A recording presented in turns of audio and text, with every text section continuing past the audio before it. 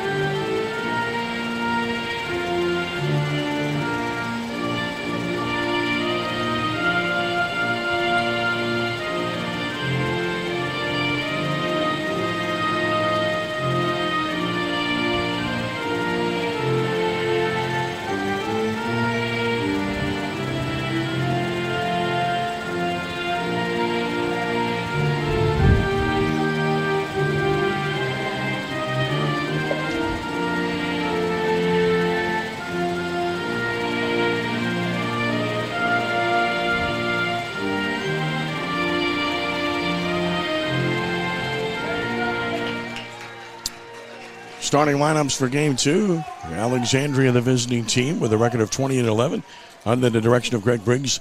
Leading off at second baseman, E.J. Scott. Batting second and left field is Miguel Megalon. Batting third and third base, Caden Eckstein. The cleanup hitter, first baseman, Grayson Thibodeau. Batting fifth and catching, Braden Rashaw. Hitting sixth, the designated hitter, Nate Oney. Batting seventh at shortstop, Jackson Ross. Hitting eighth in right field is Matthew Crenshaw. Hitting ninth in center field will be Chase Palmer. Scott, Megalon, and Eckstein, Thibodeau, Rashaw, and Oney, Ross, Crenshaw, and Palmer.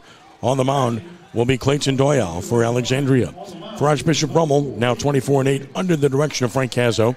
Leading off in left field, Ruben Ramirez. Mikey Ryan bats second at shortstop. It's Gavin Kennedy in right field. Cleanup hitter, center fielder Evan Berg. Batting fifth at first base, Aiden Gennard. Hitting sixth at third base, Gavin Nix. Batting seventh and catching, Lenny Klein. Hitting eighth and playing second base, Giancarlo Arancibia. And batting ninth, the DH, is Ian Smith. Top three, Ramirez, Ryan, and Kennedy. Middle three, Berg, Gennard, and Nix. Bottom three, Klein, Arancibia, and Smith. And on the mound for the Raiders is the right-hander Avery Williams. The senior Williams has pitched in 7 games, 5 starts. He is 3-1 with a 2.60 earned run average. 35 innings pitched. Avery's allowed 31 hits, 14 runs, 13 earned runs. He's walked 12, struck out 22. He's hit 2 batters with a whip of 1.22. Williams takes his warm-up tosses for the Raiders. He's been a strike thrower. He gives his team a chance, and that's why he's out there in this situation. Found that out first game of the year when the Raiders lost in Archbishop Shaw in a game we did on radio.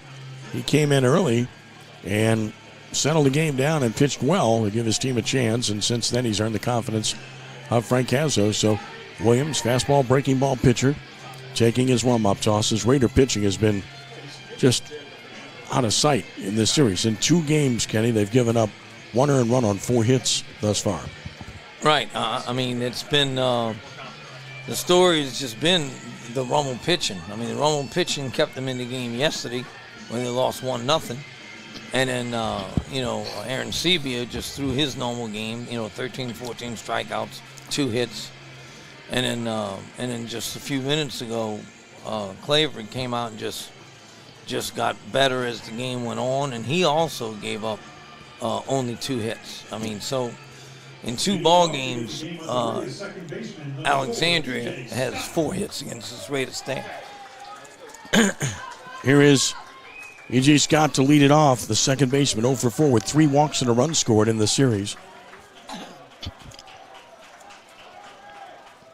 First pitch of the game. Sails outside. We're underway at 3 p.m. 1-0 the count to Scott.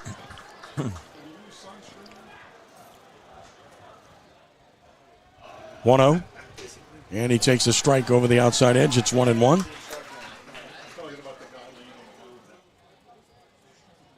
So even up at a ball and a strike. And he took one over but high. It's 2-1. Scott steps out, gets back in from the right side. 2-1. Swinging a line drive right to the shortstop. Ryan caught it, a soft liner off the end of the bat, and that's the first out of the ball game. Like you said, he's a strike throw. Even though the count was at 2-1, he threw 2 pretty close pitches that were called balls. So that's what you got to do. Here's Miguel Aguilar, the left fielder. 0 for 6 with a run scored in the series. Takes it low, bounced up there. It's 1-0. Raiders employing the same lineup as they did in the previous game, with the exception of the pitcher, obviously. 1 ball, no strikes to Magalon. And another. Swinging a little looper in the left. That's trouble, a base hit. Magalon's on with a 1-out single here. It's a good contact by the Trojans immediately. And the batter will be Caden Eckstein, the third baseman.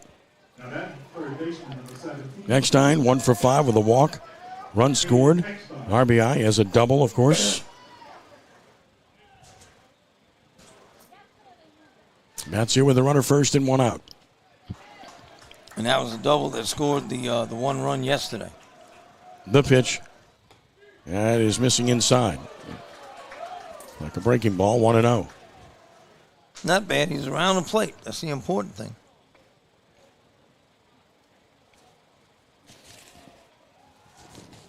Diving back in. Aguilar.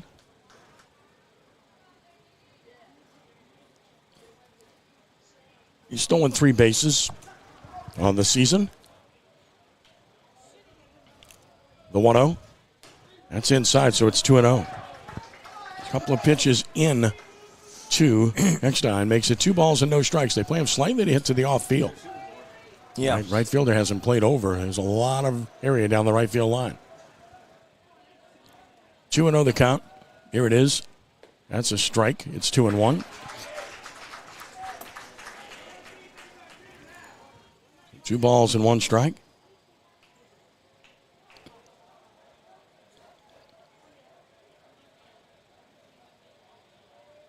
Avery is stretching and pitching.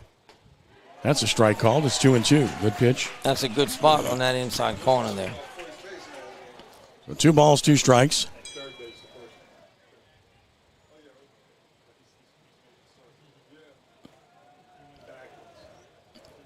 Two, and hit him.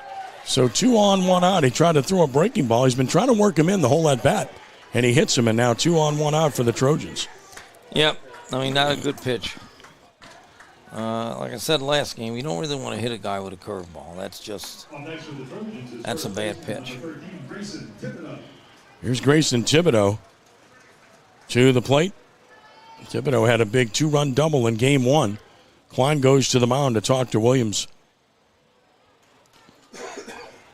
So they move Thibodeau up to the cleanup spot in this game after the big 2-run double earlier. Double play still in order. Soft line out, a base hit, and a hit batter to get this one started. Momentum is as good as your next game starter in this game of baseball.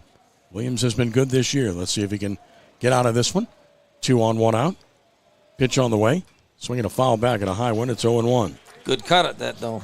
Had a good cut at that.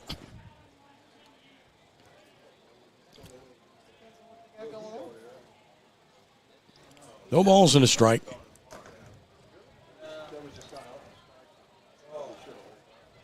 Thibodeau waits. Williams check of the runners. The pitch. Breaking ball just missed the inside edge. Tried to front door him. It's 1-1.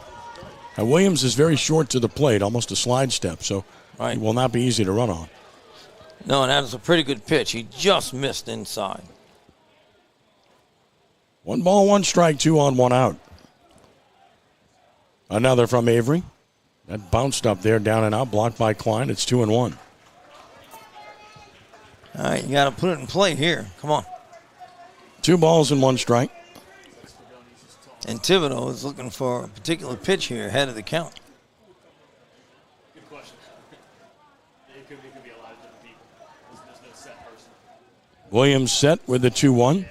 Swinging a foul. Fastball. It's 2-2. We have a lefty who's used a lot,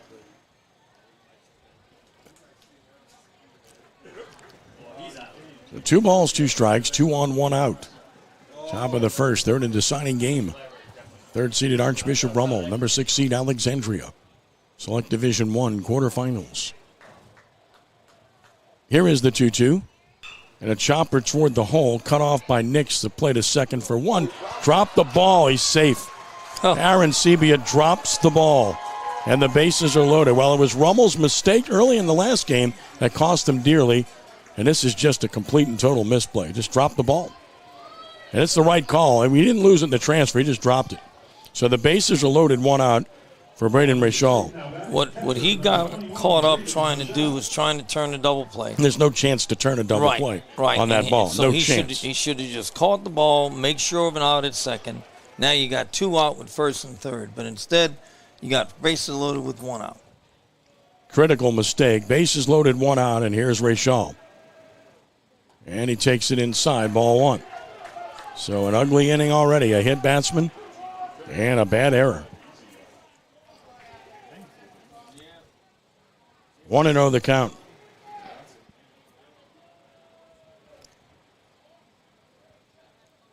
Williams to the plate. Popped him up.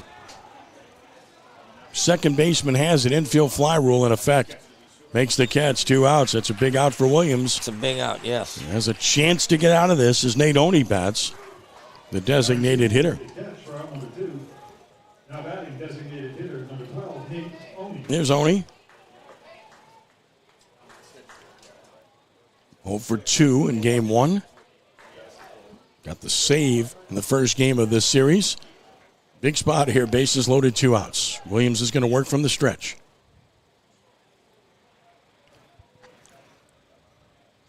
First pitch. Swing and a miss. Boy, he took something off, had him way out in front. That was way out in front. Yep, good pitch. Don't know if that was a changeup or just like a little 90% fastball, but had him way out in front. No balls and a strike. And another on the way. Off speed, beat on the ground a second. Aaron Sebia gloves that, throws it, and got him. Only appropriate that he got the ball hit to him. Right. And a great job by Williams to pitch himself out of it. With no runs and a hit, 1 error, 3 left. Bottom of the first coming. Ash nothing. Rummel to the plate, and to the mound goes Clayton Doyle. So breathe a sigh of relief if you're Rummel there. You pitch around the air. Couldn't do it in the first game in inning 1. You did it here, and that helps them to relax a little bit as the Trojans take to the field for the first time. And they'll have Magalon in left, Palmer in center, Crenshaw right. Eckstein at third. It's Ross at short, Scott at second, and Thibodeau first. Rachal catching it on the mound. Right-hander Clayton Doyle. So Doyle, the sophomore, boy, they're young, aren't they? Alexandria. Absolutely. Doyle to the mound. He's been good. 7 appearances, 4 starts. He is 2-0 with a 1.14 earned run average on the season. And check out these numbers. 24 and 2/3 innings. He's only given up 8 hits in over 24 innings. 6 runs, only 4 earned. Now, he's walked 18, but struck out 35. He's got a whip of 1.05 on the season, so he's been good. Another youngster, a sophomore. Again, you said it in game 1. This Alexandria team has quite a future with the young nucleus it has. 3 seniors. But the future is today, though, Yeah. because they have a chance with a win here to get to the semifinals in Sulphur. Raiders will send Ramirez, Ryan, and Kennedy to the plate. In the bottom of the first against the right-hander. Rummel hoping to pick up where it left off last game.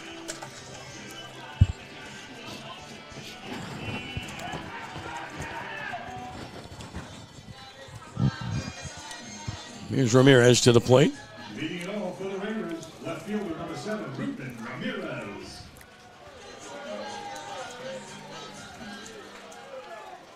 Here's Ramirez. He is 2 for 7, 2 walks, 2 stolen bases, a run scored, and an RBI in the series to this point. First pitch from Duel.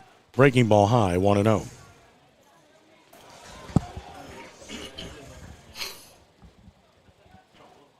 Yes, you don't want that breaking high that high anyway. 1-0. Just missed the outside edge with a fastball, 2-0. Well, in game one, that's a strike. Right. Not a strike, and that's a correct call, 2-0. Here it comes.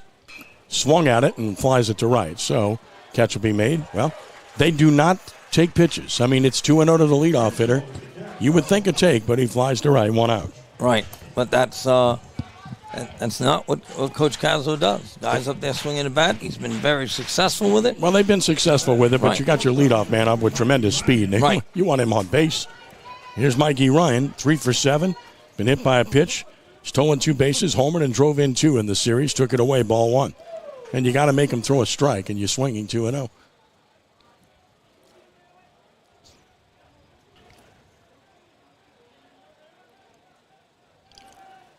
(1-0). That's a strike at the knees, off speed pitch, so it's 1-1. Good curveball. Ryan homered in game 1 to left field, well over the 328 sign in left center. And he takes a strike. Good fastball, 1-2.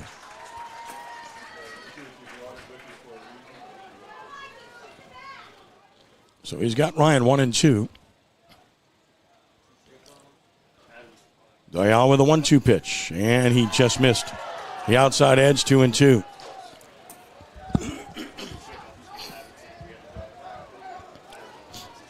Two balls, 2 strikes. 2-2. Swinging a line drive, base hit to left. Ryan sprints to first. He's gone for 2. He's there at second base. Ryan with heads up, base running. Takes the second base on an error. It's a base hit and error on the left fielder. And thus he gets into scoring position with 1 out. So each team with a mistake in the first here.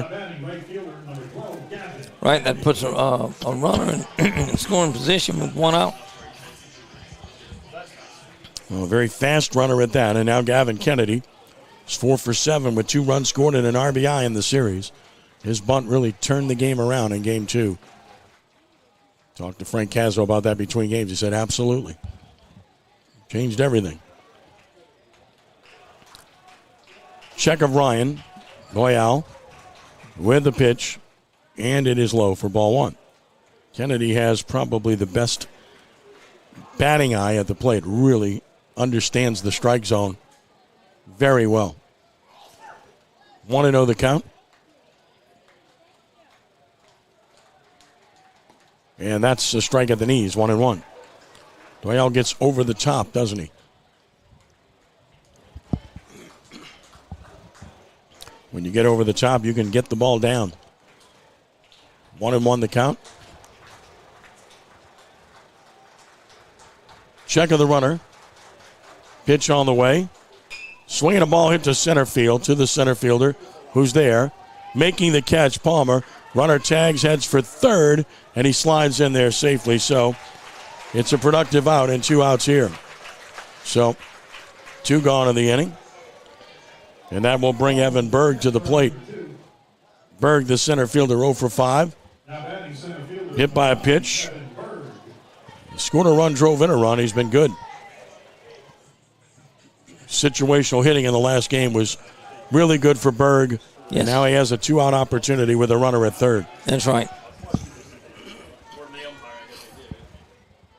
Did a great job last game. Getting a ground ball to score a run, and, of course, the sac fly to make it 4-2, I think. Takes a hit here with 2 outs with Ryan down at third. Royale is pitching. It's a breaking ball high. It's 1-0.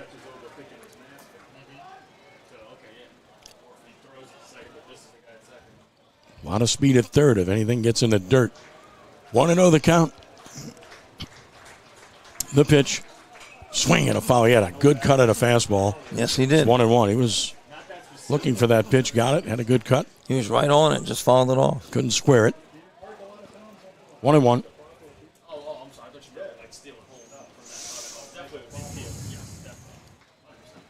Stands back in from the stretch. Doyle. There's the 1-1 pitch. Way high. What a job by the catcher. Rayshaw, he leaped up to spear that one to save a run. He leaped up. He was stretched as far as he could stretch to catch that. Great effort by that young man. And it's 2 balls and a strike. From the stretch, here's the 2-1 pitch. Way high again. I mean, his breaking ball has really been out. His fastball has been good, but his breaking ball has struggled with. And it's 3-1. Berg will look for a pitch he can drive here. On 3-1. Ryan away from third. The 3-1 pitch to Berg. Swinging a foul. He's way out in front and yanked it out of play. It's full 3-2.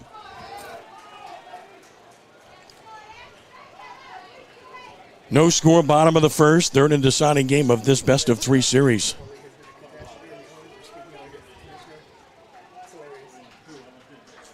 Three balls and 2 strikes.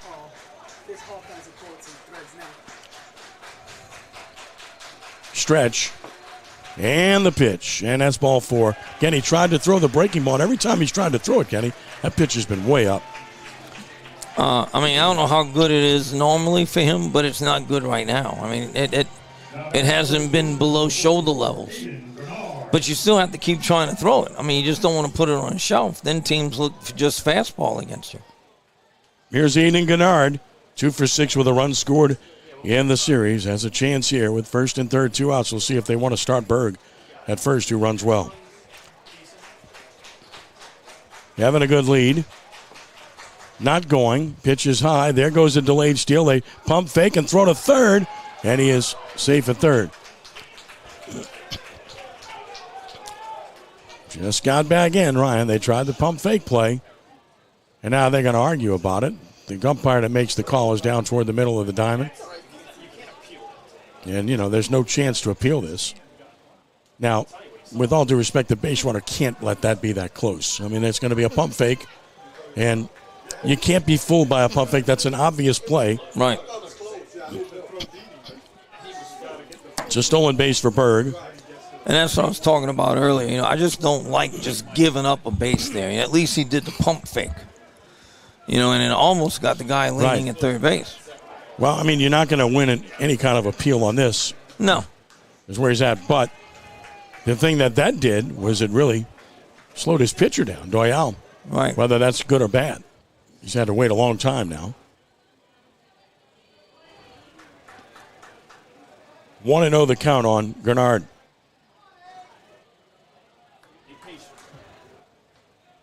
Aiden waits. Runners lead second and third.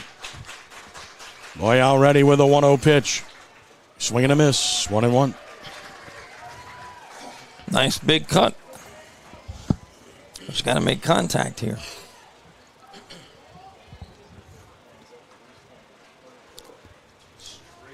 One ball, 1 strike. 2 on, 2 outs. And another pitch on the way. High and away. 2 balls and a strike. Both pitchers having a labor here in the first inning.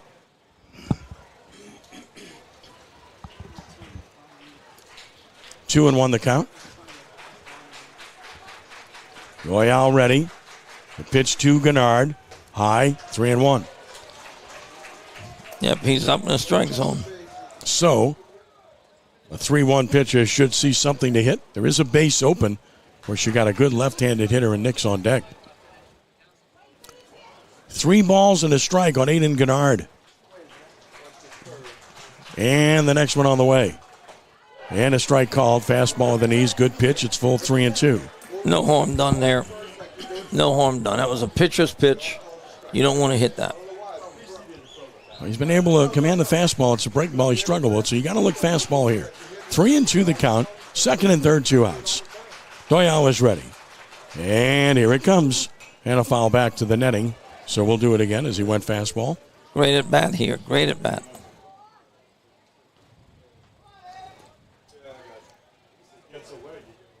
Holding at 3-2.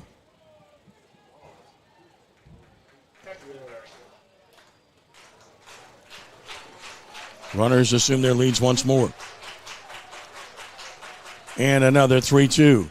And a hard hit ball fair inside third. 1 run is home. 2 runs will score. Aiden Grenard is on his way to second. He is safe. Sliding with a 2-run double. And Rummel takes a 2-0 lead. Big hit right there. That breaks it open.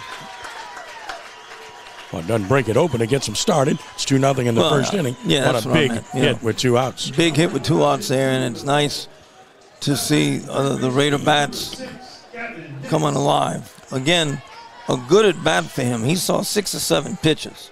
Yep, 7. Yeah. Aiden comes up with a big 2-out hit, a 2-run double. His 10th double of the season, tied for the team lead. Here's Gavin Nix, the Louisiana Tech commit. 2 for 4, 2 walks, a run scored, and an RBI in the series, and he gets hit in the head by an off-speed breaking ball. He just can't throw that breaking ball, can he? He has no command whatsoever. He has no command of that. So Nix to first, he's fine, because it was off speed. So he's on, and now it's up to Lenny Klein. Yeah, you got hit with about a 55-mile-an-hour curveball, as opposed to maybe an 80-mile-an-hour fastball. That hurts a lot more. So conversation on the mound ensues.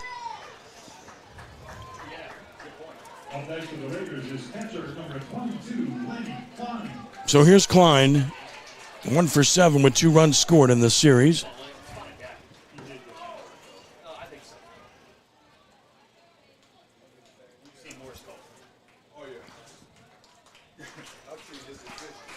From the stretch and to the plate. Klein takes it for a strike. It's 0-1.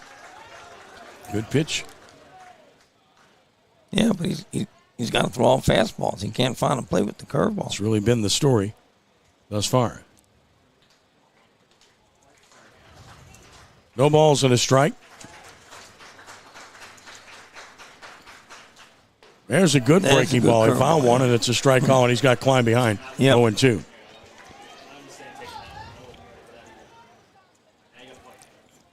No balls, 2 strikes.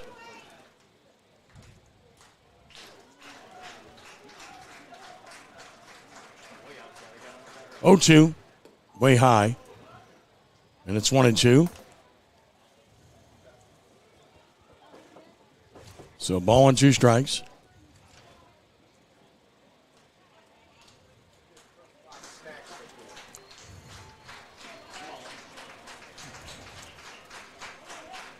One, 2. Breaking ball popped up. Will end the inning. Right fielder coasting under it. Waiting. Making the catch. Crenshaw inning over. Raiders get 2 runs in the inning. Do it on 2 hits. There was an error, and there were 2 men left on base. So we have played 1, and Rummel leads Alexandria 2-0. Good start for the Raiders, Kenny. Yeah, I mean, that's what you got to do. With the team that's struggling right now, to hit the ball and to put runs across. So, they jump up on top. Now you got to come out and shut them down. Don't let them get momentum back. And just try and hold it right there so you can come back in and try and get some more runs. Big 2-run double by Ryan Gennard. Aiden Gennard. I knew I was going to say Ryan, his dad. Aiden Gennard with 2 outs. That ball was hit hard. So Avery Williams, who pitched out of a bases-loaded jam in the first, will go to work in the second. He threw 20 pitches in the first, hit a batter, and an error behind him, but he pitched around it. Showed a lot of moxie to do so. He'll face Ross, Crenshaw, and Palmer here in inning number 2.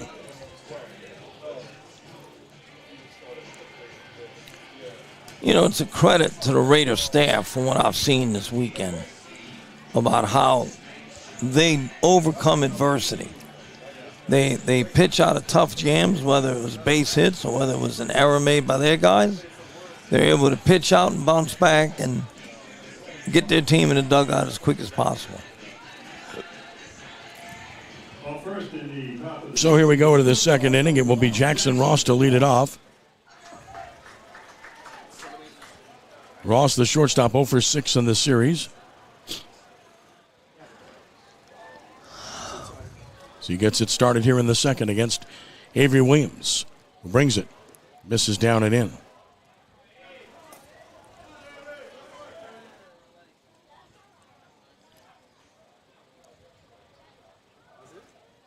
One-0. Swing and a miss. Good off-speed pitch down. It's 1-1. Fooled him a bit. 1 ball, 1 strike. 2 pretty good pitches down in the zone. Another. Little roller toward the mound. He bobbles it, recovers, throws. Just got him. Close at first, 1 out. Well, I mean, it's been a shaky infield day for the Raiders. I mean, they've had some balls that they should handle. That's never easy with a pitcher. That ball wasn't hit hard. No. Just might have taken his eye off of it. And I know Frankie probably works on that once a week on comebackers and stuff. I mean, that's just not concentrating. 1 gone, he got his man. Here's Crenshaw, the right fielder, 1 for 3 with a walk in this series, and he got brushed by the pitch. Yet another hit batter. That's 2 in as many innings by Williams. Trying to go inside. He just went too much inside and hit him. Trots to first with 1 out, and Chase Palmer bats the center fielder.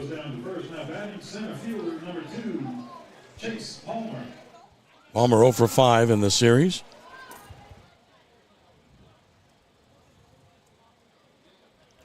Throw to first to chase back Crenshaw.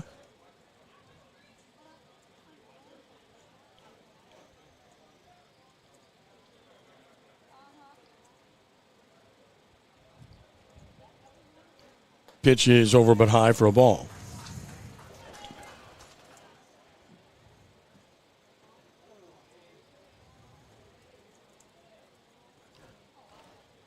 Want to know the count.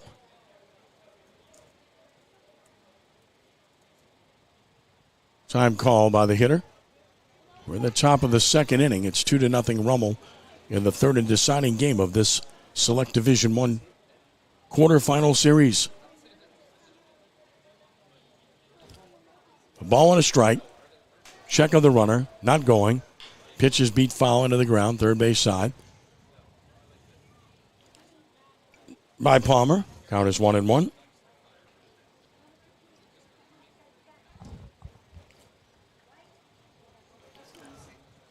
Avery is doing a good job with mixing up locations on the hitters. Crenshaw with a lead. The pitch. Little roller toward third. That is a foul ball. And it's 1-2 on Palmer. Crenshaw returns to first.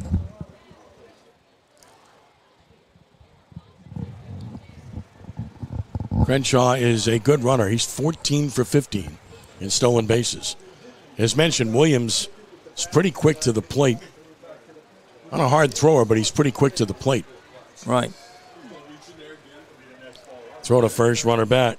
He's got a quick move to first base, though. He does indeed. Yeah.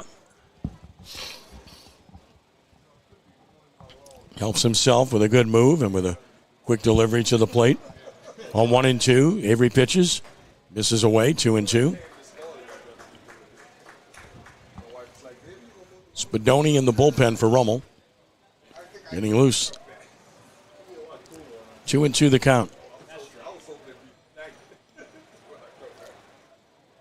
Williams set and pitching. Another little chopper toward third. That is another foul ball. Well, it's instant replay, right? Exactly. 3 of those, and it's still 2-2. And he's just staying alive by beating it foul third base side and seeing more pitches. Good at bat here, no matter what happens. I mean, he's seen 5 or 6 pitches from him, so. Certainly has. Maybe 7. So it'd be the 6th pitch of the at-bat. 6 pitch. On 2-2. Here it is. And he took it high. So it's 3-2. Now you got to believe Crenshaw might be running on this pitch. I would to stay out of the double play. Well, he's got good speed as well. So 3-2 the count. Snap throw to first. Crenshaw back.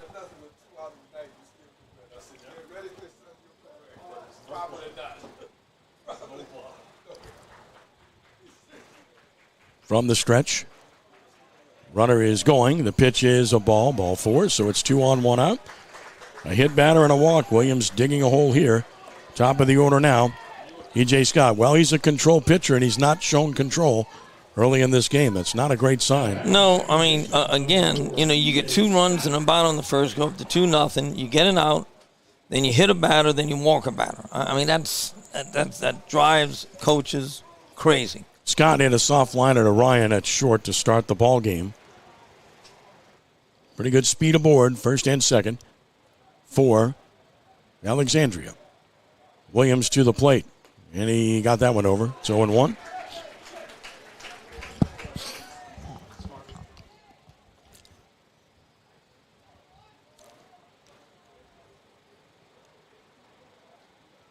Check of the runners. The 0-1 pitch. And that is a strike call. Good pitch, 0-2.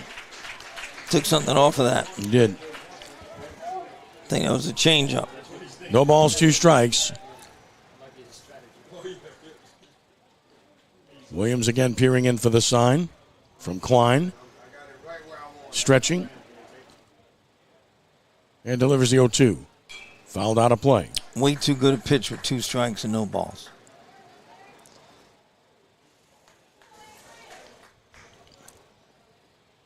New ball for Avery. Now is when you want to throw that pitch on a white line. 2 on and 1 out. And an 0-2 count. Here it comes. And a hit him. So another hit batter. Or are they going to say he didn't get out of the way?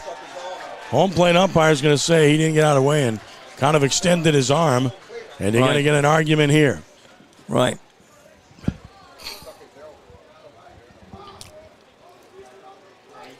So that was a front door breaking ball.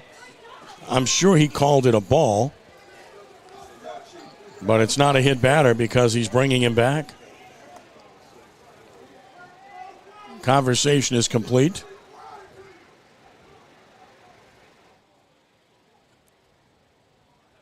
So what is that, a no pitch? That's a ball. The pitch was inside. So it's got to be a ball, yes.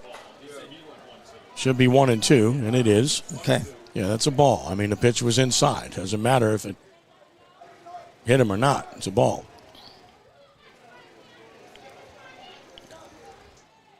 Now Scott taking a lot of time getting back in. The umpire's telling him time to get in. So get in the batter's box, and he's like, he still hasn't gotten in the batter's box. So he still hasn't gotten in. Now he does. Should have made it strike 3. Runners lead first and second. Williams with the 1-2. Oh my, just missed the outside edge at the knees, 2 and 2. Awfully good pitch, 1 and 2. And great pitch. Just if he missed, it was just he might have just missed down, but it was very close. 2 and 2 the count. With 2 on and 1 out. And the 2-2. And he missed again. So now it's full 3 and 2, and he just doesn't have the command that you need so far, and it's a struggle. Right. 3 and 2 the count. Now the runners, up to see what they're doing here with 1 out. Up to 37 pitches already. And deep in the count consistently. 3 and 2 the count. Runners lead. They are not going. Pitches foul back. Scott stays alive.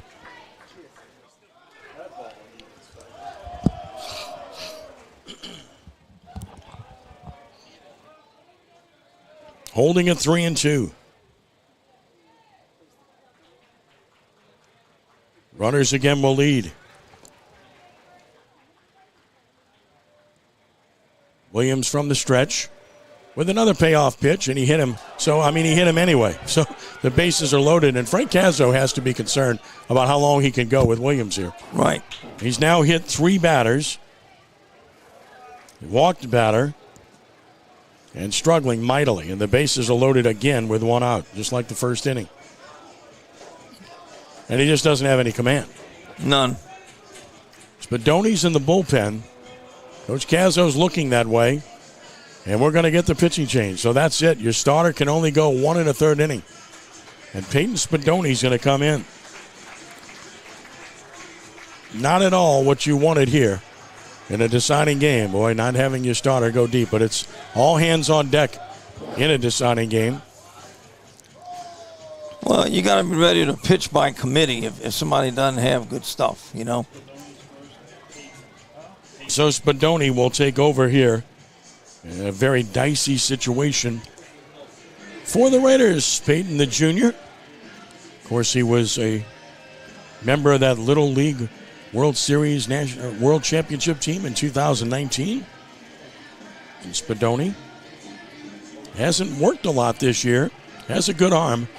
I can tell you that from watching him. He's made 7 appearances. He's 1-0 with a 3.501 run average, but he's only pitched 6 innings on the year. 7 hits, 4 runs, 3 earned. He's walked 3, struck out 3, and hit 3. It's all about control for Spedoni. He has a good arm, and it's all about his command. And this is by far the biggest situation he's been in as a Rummel Raider. And he's got to come in and throw strikes because you got bases loaded. So he doesn't have the luxury of having a base open.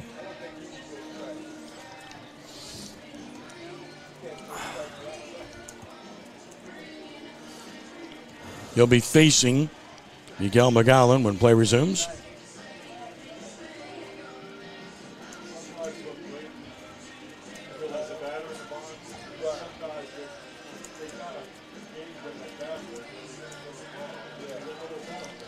So Spedoni, fastball, breaking ball pitcher. McGowan singled his first time to left field. Tying run in scoring position. Go ahead and run at first with speed with 1 out here.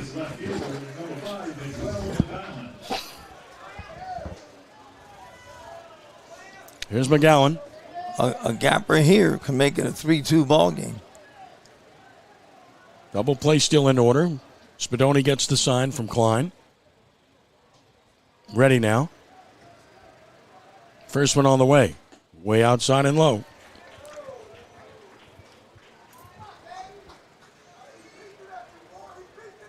Bullpen's going to get busy for Rummel again. The 1-0 pitch. Swing and a miss. Good pitch. 1-1. Don't know if that was a changeup or a curveball, but had him way out in front. Like the breaking ball. 1-1 the count.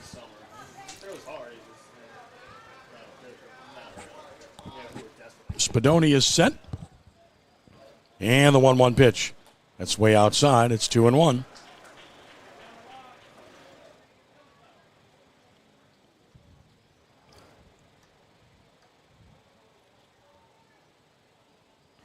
Two balls, 1 strike. Bases loaded, 1 out. And the pitch, swing and a miss, 2-2. As mentioned, Spedoni has a good arm. It's clearly all about command for him. He can harness it. He can really be not only good today, but a factor moving forward. No question. Big spot here, though. 2 balls, 2 strikes. Action pitch coming with the bases loaded. And here it is. And a ground ball foul, third base side, keeps McGowan at the plate.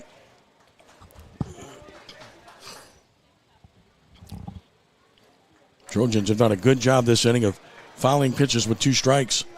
Palmer did it, drew a walk. Scott did it, got hit by a pitch. Now McGowan fouls one off. Again, 2-2 pitch is on the way, and it is a swing and a base hit to left. 1 run will score. Second runner will stop at third. It's a 2-1 ball game. Now that curveball is up in the strike zone. It's got to be down. McGowan's 2 for 2 as an RBI. And here come the Trojans with a chance to tie or take the lead.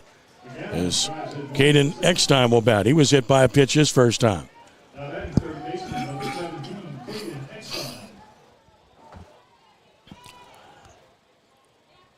Here's Eckstein. Not sure what the home plate umpire is doing. He's telling someone to do something down the first base side. So here's Eckstein. Hit by a pitch his first time. Run is charged to Williams.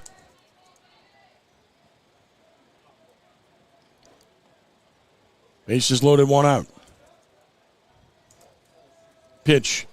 Line drive caught by the second baseman. Throw to second. Out at second base. Double play. And the inning is over. And they're going to argue this call. Well, that was the home plate umpire, right? The previous game. Yes. So it's a line drive double play. Aaron Sebia to Ryan to get out of the inning, and a big play for Rummel. And in the inning, a run scores on a hit with no errors and 2 left. They've stranded 5 already in 2 innings and into a double play. We go to the bottom of the second. A 2-1 lead for Rummel. That was a close play, Kenny. And I don't know if we have it again, but boy, that was a very close play. We'll check and see if we can. But it seemed to me that he was very nonchalantly getting back into second base. He wasn't really hustling to get back into second base. And, I mean, whether he was out or safe, it could have gone either way.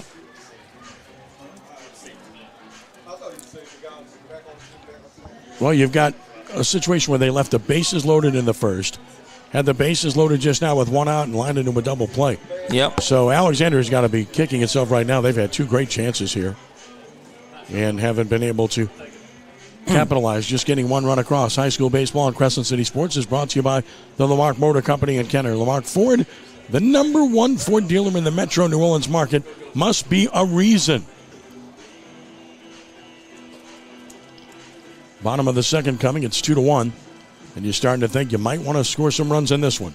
Yeah, absolutely.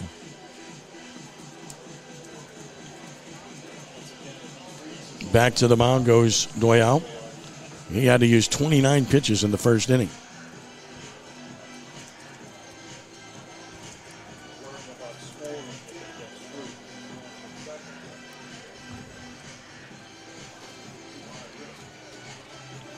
Throw down, and now we'll see Aaron Sebia heading to the plate.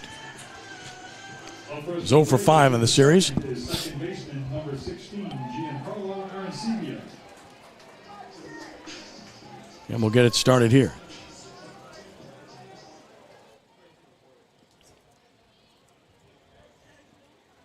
Pitch, swinging a foul. He went up swinging. It's 0-1. Yeah, we're going back. We are swinging the bats. That's what they do. No balls and a strike. Here it comes. Swung at a pitch inside and down and missed it. It's 0-2, and it's well out in front of an off-speed pitch. Right.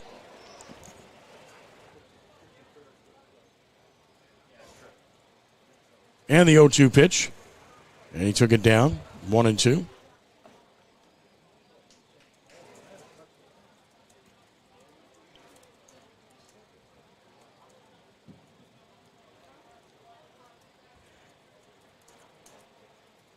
One-two pitch.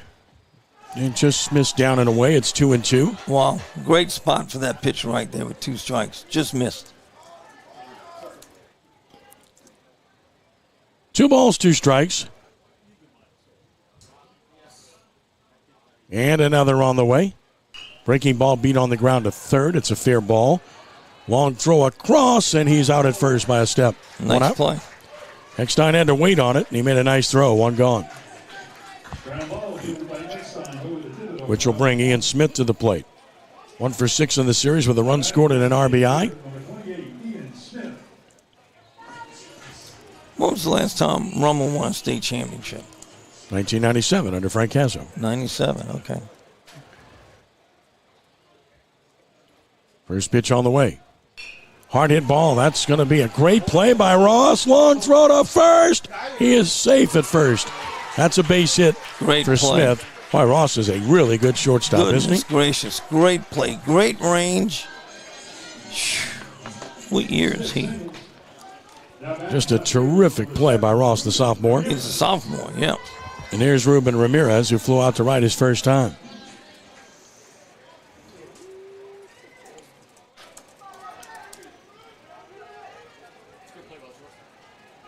Smith at first with 1 out. It's third hit for Rummel. He has a good lead. Draws a throw and gets back. Ian Smith playing in a big-time situation as a freshman. It's showing he's up to the task. Grabs a lead. Another snap throw to first. Held on by Thibodeau.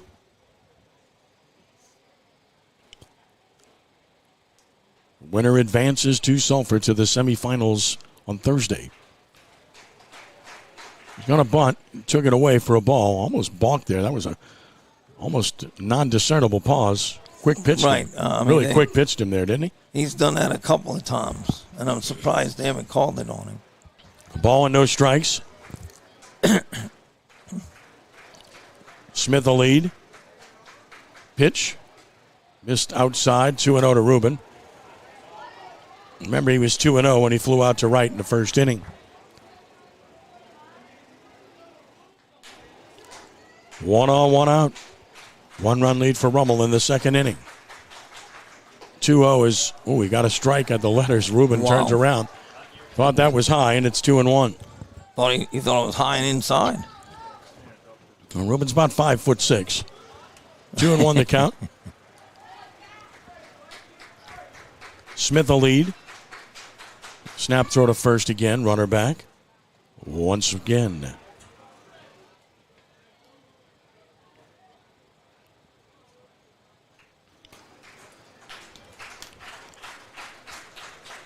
Loyal ready.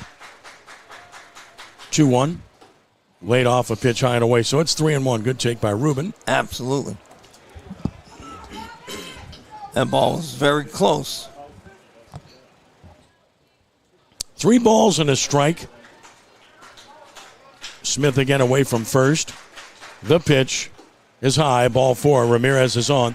So it's 2 on, 1 out for Mikey Ryan, who's swinging the bat very well.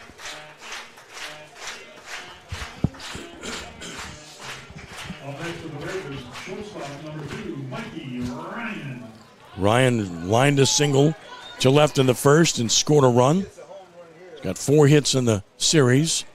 Looking to do some more damage here with 2 on, 1 out.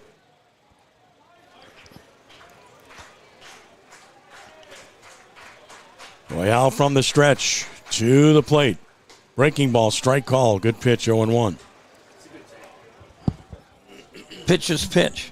It's a good take right there. Straight away and deep for Ryan are the Trojans. The 0-1 pitch. Popped him up. Mile high. Easy play in center field for Palmer. Makes the catch. 2 outs. And now it's up to Gavin Kennedy. And for those of you that are interested, the flag is drop dead hanging in center field. No factor whatsoever today, as mentioned earlier. So 2 gone for Kennedy, who flew out to center in the first inning.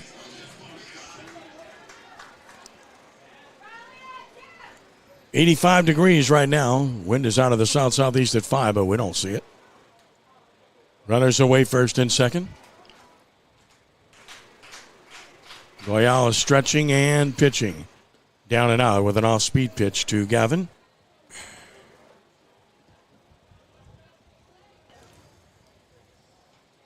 A little bit off the plate there. Trying to get him to chase.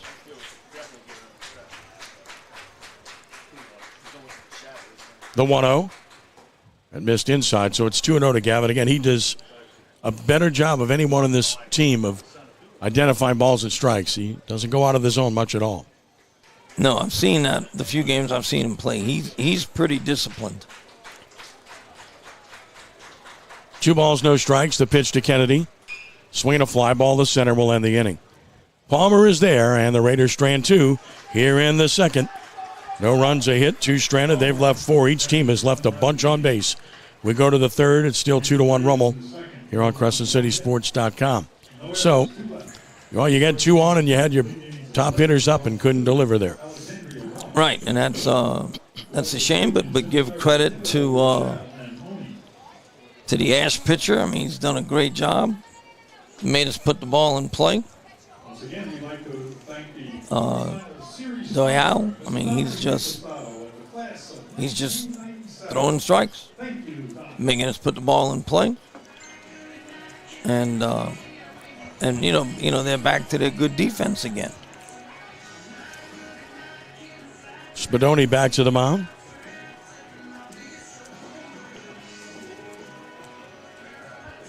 got the double play to get out of the last inning, so the ledger complete on Williams. 1 in the third inning, 1 hit, 1 run, 1 walk, 3 hit batters. And now it's Spedoni trying to keep it where it is. Keller in the bullpen throwing and getting ready in a hurry. He's going to be ready if needed. Brian Keller. Thibodeau will lead it off. Grayson Thibodeau grounded into a fielder's choice his first time. On first in the top of the third is first baseman number 13, Crescent, Thibodeau. Here's Thibodeau. Right-handed hitter.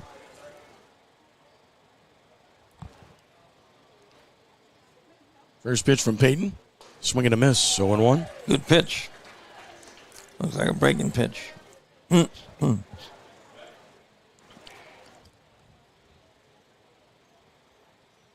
0-1.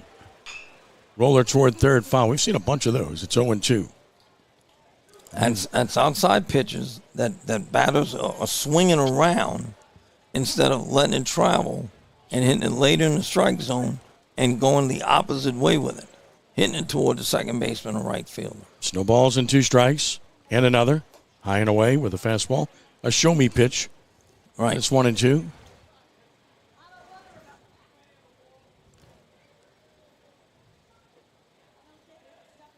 And a swing and a miss. He got him. A good pitch away. Good curve. Round number 1. That's a smart pitch with 2 strikes.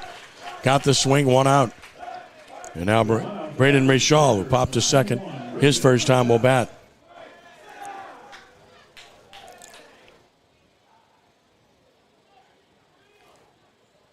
Here's Rachal. And here's the pitch. Swinging a foul back. It's 0-1.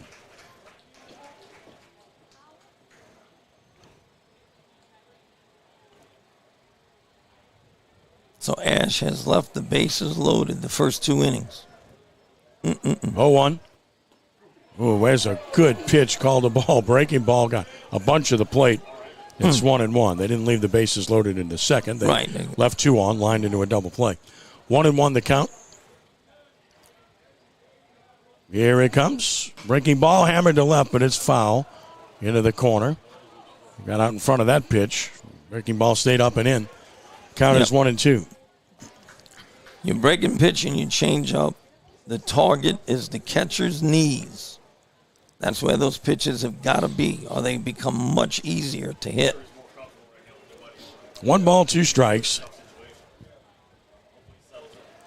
Another pitch from Spedoni. High and away, 2-2. Question becomes how much can you get out of Peyton? How many innings can you get already into the bullpen in the second inning of the game? 2-2. Ground ball the first. Good pitch. Bernard has an easy chance to the bag. Round number 2. Good fastball. Beat him inside. Yes. But I was very concerned on that slow roller ground ball. We've probably blown 3 of those today. No problem for Gennard. No. 2 gone, and here's Nate Oney. Grounded out to second to end the first inning.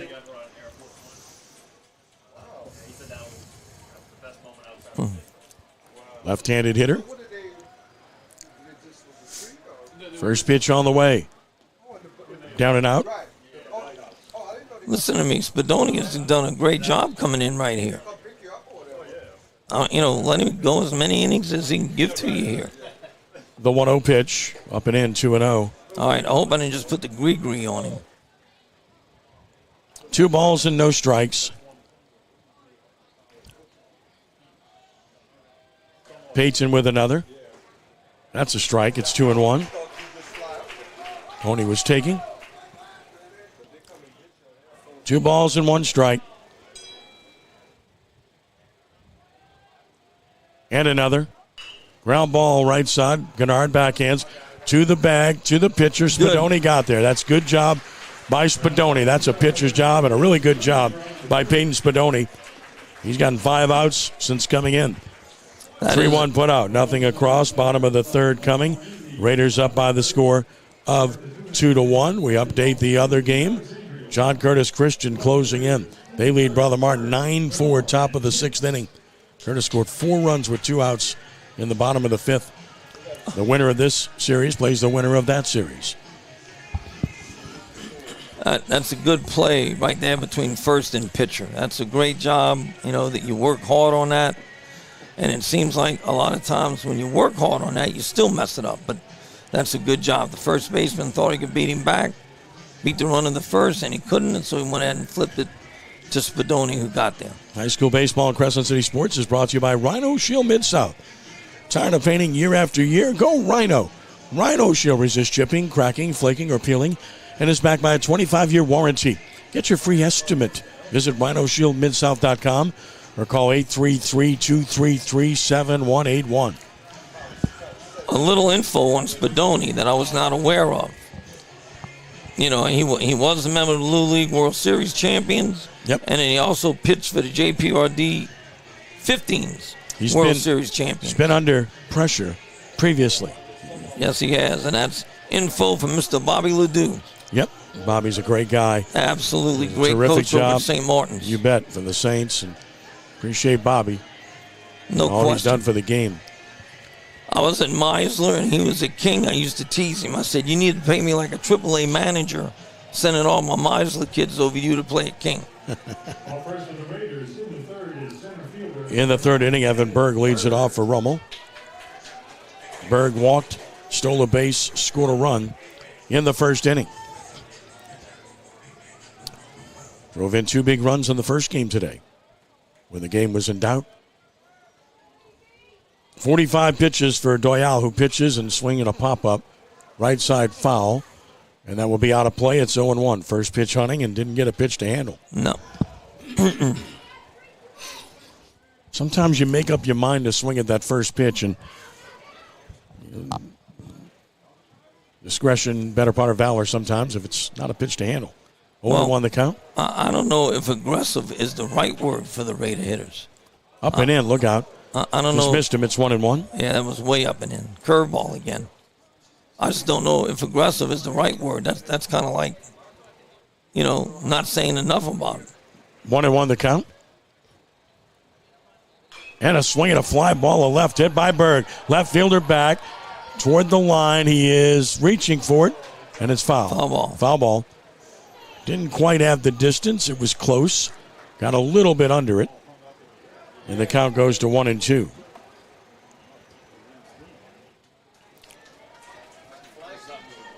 So a ball and 2 strikes.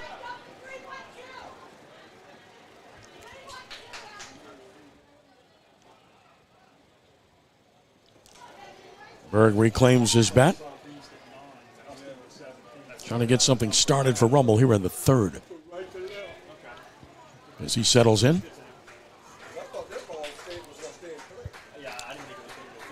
Here's the 1-2 pitch. Ooh, he struck him out looking. Outside edge for out number 1. I have no problem with that pitch. I thought that was a great pitch. Just kind of froze him a little bit. I mean, that's a pitch that if you swing at, I don't know if you're going to hit it. But with 2 strikes, you have to. And correct. That's a tough pitch. Great pitch made by Doyle. 1 gone, and here's Gernard, who doubled home the 2 runs in the 1st inning. High and away. Boy, Doyle is still really struggling with the curveball. I think in the 2nd inning he threw 2 really good ones, and then he's back to struggling with it this inning. The 1-0. Outside. 2 balls and no strikes to Aiden. Aiden's a dead pull hitter, as we've seen that consistently this year. And when he barrels it up, though, he can drive the ball. 2-0 pitch. And he pulls it as usual down the line. Into the corner. Doesn't have the distance. The answer is yes, home run. Aiden Gernard, as I mentioned, he pulls it with authority. He pulled that one with authority. And the Raiders have a 3-1 lead. Have a game, Aiden Gernard. Absolutely. That ball was hit. Double, home run, 3 RBIs for Aiden. And we're only in the 3rd inning. As Aiden Gernard punishes 1. Extends the lead to 2 runs in the process. His 4th home run of the season. He is the team leader now. And here's Nix. Gavin Hit by a pitch his first time. Number 6, Gavin Nix. As he settles in.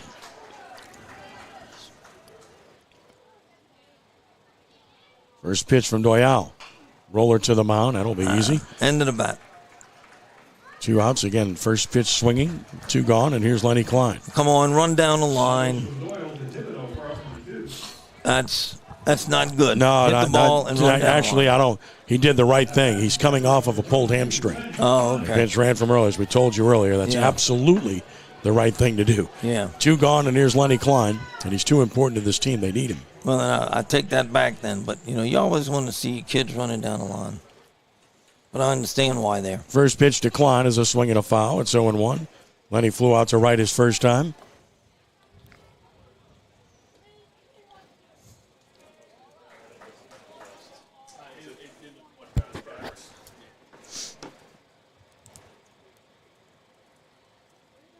And a swing and a ground ball foul down the third base side. Rolled over on it. As we've described a few times, it's 0-2. And all that is very simple. Is the pitch is slow or the pitch is away. And we're not, and both teams have done this. They're not making adjustments. They're trying to swing the bat around the ball instead of staying on the inside of the ball and hit it back through the middle to the opposite field. Ready for the ball to be retrieved. 0-2 the count. Klein back in. The 0-2 is outside. It's 1-2. 3-1 Raiders here in the bottom of the third. Third and deciding game of the Select Division I best of 3 series. And he took a fast strike. He's out on strikes. Good pitch again by Doyle. And in the inning, a run on a hit with nobody left. So we go to the fourth. Raiders lead it 3-1. Well, he's got a good fastball, doesn't he? And really does. And, with him working the outside part of the plate like he works the outside part of the plate, when he comes hard inside, he is that much quicker. So Spedoni back to the mound in the fourth inning for the Raiders.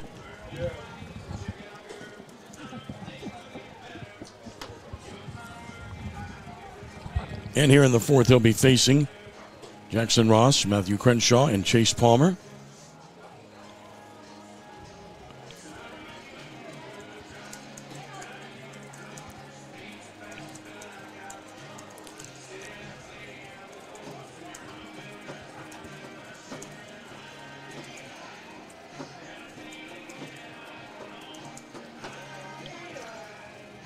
So far, Spedoni has been really good. He's gotten 5 outs against 4 hitters, including a double play earlier.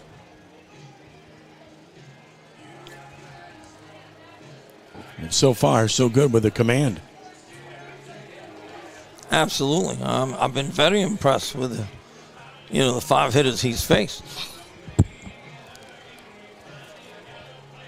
And, he's been through tough competition. Little League World Series, JPRD 15's World Series champions. So, this is not a too big a situation for him. There's Jackson Ross, grounded to the mound his first time up, facing Spedoni for the first time. And a weak swing and a miss. Tough pitch, 0-1. It's like a slider. That's a tough pitch. Totally got fooled. No balls and a strike. It was like, I'm going to swing. No, I'm not. Payton is ready with the 0-1. Popped him up. Third base side. Who wants it? The third baseman. And making the catch is Nix for out number 1. So Spedoni remains spotless, and now Matthew Crenshaw bats. He was hit by a pitch in the second and scored the lone run for the Trojans thus far. Did everybody get hit by a pitch in the second? Just 2, but also 1 in the first. Right. First pitch on the way. Swing and a miss. Good off-speed pitch. Absolutely. Payton working quickly and showing good command. 0-1 the count. Mixing his speeds, mixing his locations. You got to love it. Bounced that one. It's 1-1. Okay, don't throw that one anymore. Ball and a strike on Matthew Crenshaw. And another pitch on the way. That's high, and it's 2-1. Really good crowd on hand. Great support from Archbishop Rummel as always. Good contingent from Alexandria came Here's the 2-1 pitch on the way. Swinging a foul behind the plate. It's 2-2. Ran that one in on the hands. Absolutely. I mean, that's what I'm talking about. Goes away, goes in, goes up, goes away, goes in. I mean, just as a hitter, you don't know where the ball's going to be, and that makes it tough.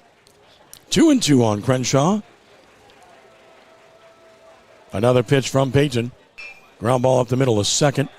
Surrounding it, Arancibia throws wide, and he's safe at first. On the first baseman says he made the tag, but he's not going to get the call. So another dispute here. And the runner, let's hope he's okay. Well, Gennard immediately said I tagged him, but yet it's another mistake by the Rummel infield. I mean, that's a wide throw. Yeah. Gennard did everything he could. He says he got him, but that's not what happened, and that'll be an error on Arancibia. Rancazzo tries to plead his case. Now they want to talk about it. I don't know. I mean, who has the best view, right?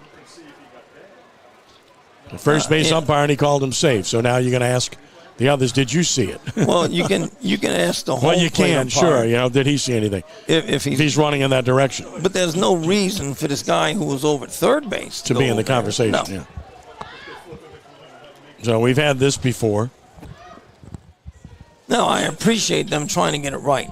No, I mean, I don't mind that. That's fine. You know, right. He's safe, so it'll be an error on Arancibia. So, I mean, will this open the gates for Ash to get back into this? Well, you had the previous era. He's made a couple in the game. He dropped the ball at second base earlier, so not a pretty picture there right now. One on, one out. And Chase Palmer bats. He walked his first time. And that's good hustle by the runner getting down the line, by the way. And a time was called. A strike was delivered, but it doesn't matter. Spedoni threw it right down the middle, and time was called. This has been an interesting day for the guys calling this game. Interesting. Both ways. Interesting is very kind word, Coach Ken. Hard hit ball, base hit left field. So the error opens up the inning again. 2 on, 1 out. That's the 9-hole hitter who laces a single. You just can't make mistakes continuously and expect to escape. No. Not against playoff teams. Here's E.J. Scott, who's lined out and hit by a pitch. Remember, he was hit by a pitch twice. Right. In his last at bat. One of them counted, one of them didn't count. So he'll bat here with 2 on, 1 out. And that's 2 errors again. The Raiders made 2 in game 1. They've just been shaky on the infield throughout. Pitch on the way. Over but high, 1-0.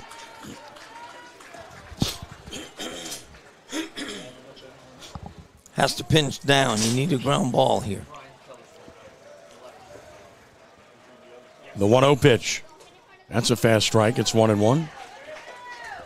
Well, the other question about Spedoni is how far can he go, because he hasn't pitched much this year. As mentioned, right, only 6 innings all season long. Right. I think Frank would love to see him. Here's the 1-1 pitch. Breaking ball dips away. 2-1. Good take. I think Frank would be very satisfied if he can get him into the 5th. Well, it's a matter of how far he can go, though. He hasn't pitched much at all. Right. 2-1 the count. Stretch and the pitch. Fly ball to center field. Should be handled by Berg. No tag. Makes the catch. And that's out number 2. You know, now the question is, did he go pitch JV ball this year? Did he get some extra innings in down there? You know, that's the thing we don't know. Here's McGowan, who has singled twice, driven home a run. So he's been their guy in this game, and he's got another opportunity here. Absolutely. So the Raiders should be in a dugout right now. Yep. Should be in a dugout right now. Without a doubt. Same thing in the first inning. That's right. Stretch and the pitch.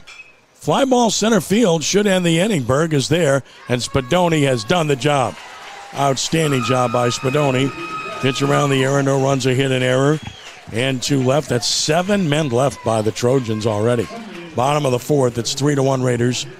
Here on CrescentCitySports.com, as he does a great job to pitch around the error once again. Just good stuff to say the least. And high school baseball and Crescent City Sports is brought to you by Gibbs Construction, a leader in the construction industry in Louisiana and the Gulf Coast for more than 45 years. Transforming dreams, visions, and plans into reality. Gibbs Construction. Just an excellent job by Peyton Spedoni, Kenny. No question. He just come in and has just thrown strikes and gotten outs. He probably threw about, well, he got the last hitter with one pitch. But, very lucky to be able to overcome that error when, even though he was a slow roller, he still had a little time to make the throw. He didn't have to rush it as much as he did. But it's okay. No harm done. Give credit to the base run for hustling down and making it a close play. And I've been very impressed with this Alexandria high school team. They are well coached. They hustle. They do a great job in every phase of the game from what I've seen. Duel back to the mound, 57 pitches in 3 innings. He's hit a batter. He's walked 2 and he struck out 2. And here in the 4th, he'll face Aaron Sebia, Ian Smith, and Ruben Ramirez. Raiders have out-hit the Trojans 4-3 and lead at 3-1. Aaron Sebia, we'll see if he can do some damage at the plate, make up for the field struggles thus far. Brilliant pitcher, as you know. Pops up the first pitch. Breaking pitch. Another first pitch and another swing that results in an out. Bobbled but caught it. 1 out. The home plate umpire ruled him out, and how Rummel's going to argue this, I think. He bobbled the ball.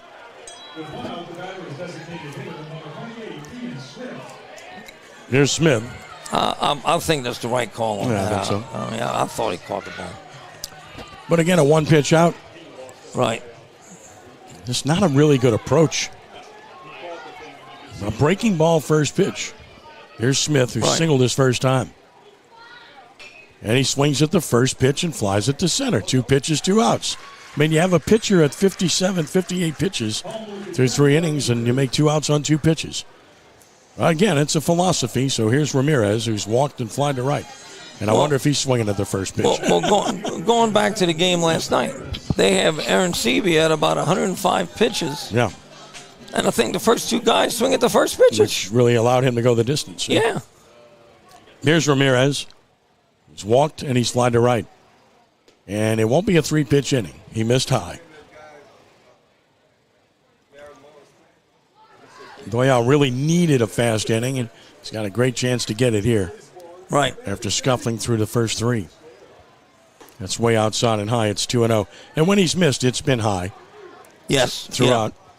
Yeah, I can't remember many balls in the dirt that he's thrown, and certainly not fastballs.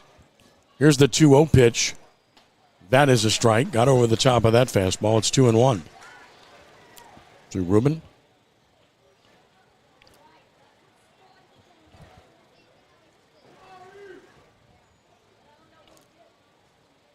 The 2-1. Way outside, back to the backstop. It's 3-1. No. John Curtis Christian is about to advance to the semifinals. The Patriots 10, Brother Martin 4 in the top of the 7th inning. So Patriots are 3 outs away from Sulphur. The 3-1 pitch. Ball 4, so the speedy Ramirez draws a walk for the second time. And with 2 outs, let's see if he wants to run. Ryan's at the plate. You don't want to take the bat out of his hand, but you'd love to see Ruben get in a scoring position. No question. I think let's do everything we can to get Ruben in fielding position. Fake bunt, do whatever you got to do, and let him go. Of course, he's fast enough; he can just straight steal. 29 steals for Ramirez. Draws a throw. He's standing on the bag. Standing on the bag. You think they don't respect it?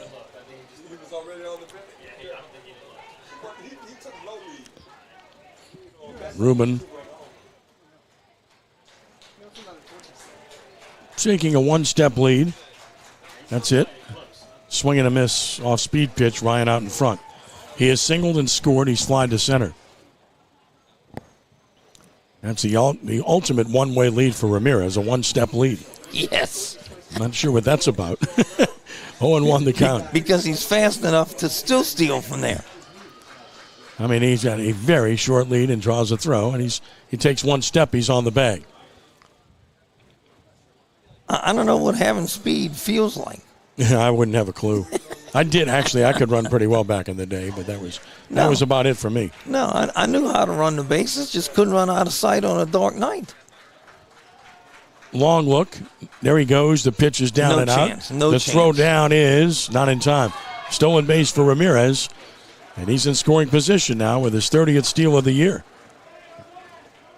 Terrible catch for the catcher to throw. I mean, it's low in the dirt in the left-handed batter's box. Yep. Perfect pitch to steal on. Catcher could do nothing with that. 1-1 the count. Ryan with 2 outs can deliver a big hit here. He waits. The 1-1. Breaking ball strike. Quality pitch. That's a good curveball for him right there. He's been struggling with that, so that was a good one. He's ahead of Ryan. 1 ball and 2 strikes as a result.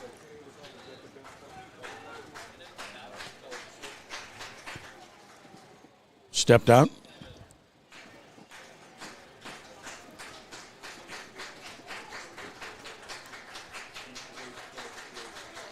Long look by Doyle, finally setting and stepping off.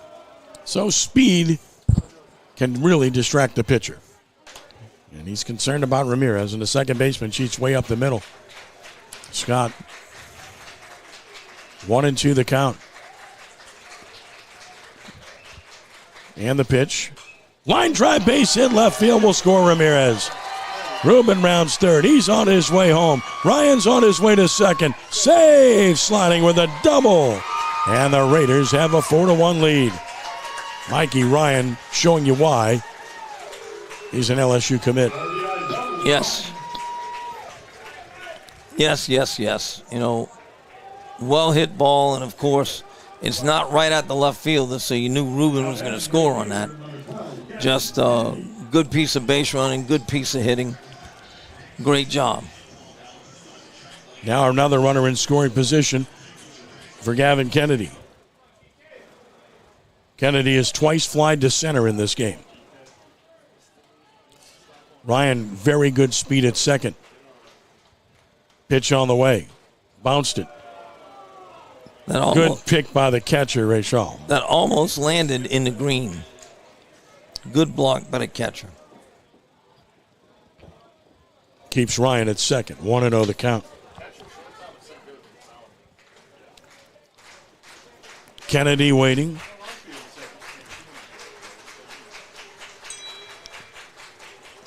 Stepping off again. Boy, Doyle's taking a lot of time. Yes, he is. It's final. John Curtis Christian is moving on to Sulphur. They beat Brother Martin 10-4. So the Patriots will play the winner of this one in Sulphur at 2 o'clock Thursday. Here's the 1-0 pitch. Look out. Wild pitch back to the screen. Ryan for third. And he'll be standing there. And it's 2-0. Yes, he's starting to struggle a little bit here. Well, taking more time, laboring a bit. And now Kennedy with a good count to work on as a hitter at 2 balls and no strikes. Again, though, you don't want to chase here. Make it be a perfect pitch. Something you can hit hard. If not, you let it go. Don't swing at a pitcher's pitch here. From the stretch, here's the 2-0. That's high and tight, so it's 3-0. Well, Kennedy does not, as I mentioned, more than any other hitter, he commands the strike zone, does not go out of the zone much at all. 3 balls, no strikes. That's what Frank Cazzo likes most about him. Right. There's a lot to like, but he really likes that. Right. 3-0 on Kennedy. Another pitch to Gavin, and that is a strike at the knees, 3-1. Gavin's probably saying, all right, show me that pitch again, and I'll get us another run. Or something of that nature. 3 balls and a strike. And the next one coming. Outside, ball 4. He takes the walk, and it's now up to Berg. And now we'll see if the Raiders want to start Kennedy from first, because we've seen Alexandria has not thrown through one time. We've seen it over and over again with the runner at third. They have simply let the runner steal second. Right. And, of course, you don't want to go for the fake throw if you're at third base. Which almost happened. With this base runner with Ryan earlier. So, conversation at the mound. Do not see any action in the bullpen. Of course, in high school, the next pitcher could be a guy on the field, but don't think they're making any change here. Raiders have Doyle laboring. And remember, this inning started with 2 pitches and 2 outs. Right. That's right. That seems like a long time ago, doesn't it? Absolutely right. And then, of course, the dreaded walk started it all. 2-out walk to Ramirez. He stole second. Mikey Ryan doubled him home. A walk to Kennedy. Keeps the inning alive.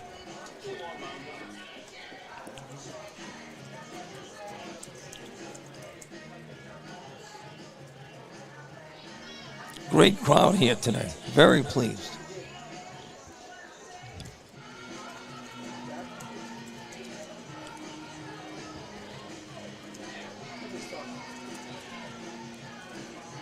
That long visit complete. Home plate umpire had to go break it up. And you know they don't like that. They have to make that long walk. It's warm as it is, and not take the mask off. Well, I just don't know what you're going out there to talk that much about. Well, I mean, you do that oftentimes to get a pitcher ready in the bullpen, but and then nobody's throwing right now. And then you make the change when the umpire comes out there. But nobody's throwing right now. So here's Berg, who's walked, stolen a base, scored a run, and struck out. First and third, 2 outs. Kennedy away from first. There he goes on the first pitch, and they're going to let him go. And Ryan's not biting this time at third, so it's a stolen base for Kennedy, and it's a 1-0 count. Third steal of the game for Rummel. Now Berg can strike a blow. Base hit could get you 2. Good speed on the bases. Yep. 1-0 the count. Time call by Evan. Pitcher, again, Doyle taking a lot of time. I think it's safe that the word laboring is applicable here. Yes. Struggling. But if you're Rummel, you want to take advantage now. You need all the runs you can get, right? No question. I mean, after struggling for 12 straight innings earlier. 1-0 pitch, a good breaking ball for a strike. It's 1-1. Right. Good pitch. Ryan at third, Kennedy at second. A run home. Rummel leads 4-1 here in the fourth. From the stretch, the 1-1. Fouled out of play right side. Fastball up and on the outer portion and fouls it off that way. Not much you can do with it. It's 1-2. Well, it actually looked like he was trying to go to right field with that. And just got under it a little bit. It was a high pitch, but he was going that way with the swing. 1-2 the count on Evan Berg. Doyle is ready. And he is pitching. Breaking ball low. Good take. It's 2-2.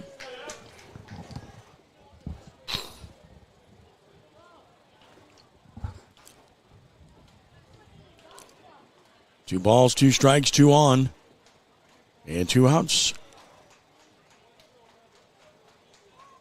2-2. Check swing foul off the hitter. Foul ball. So it remains 2-2.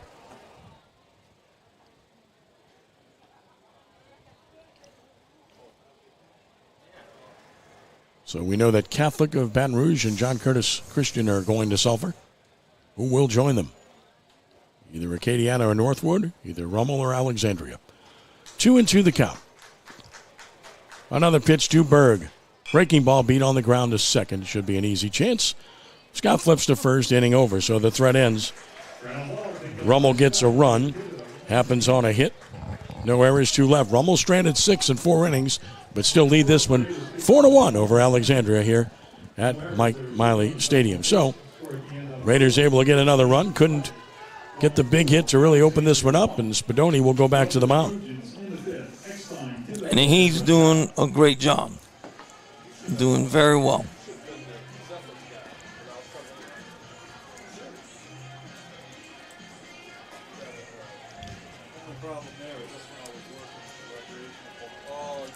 Spedoni back to the mound.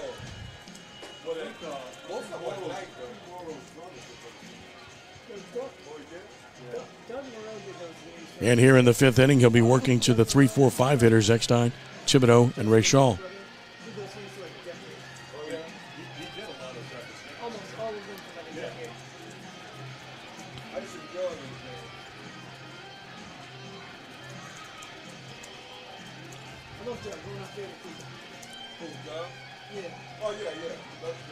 Throw down, and now we're ready to go.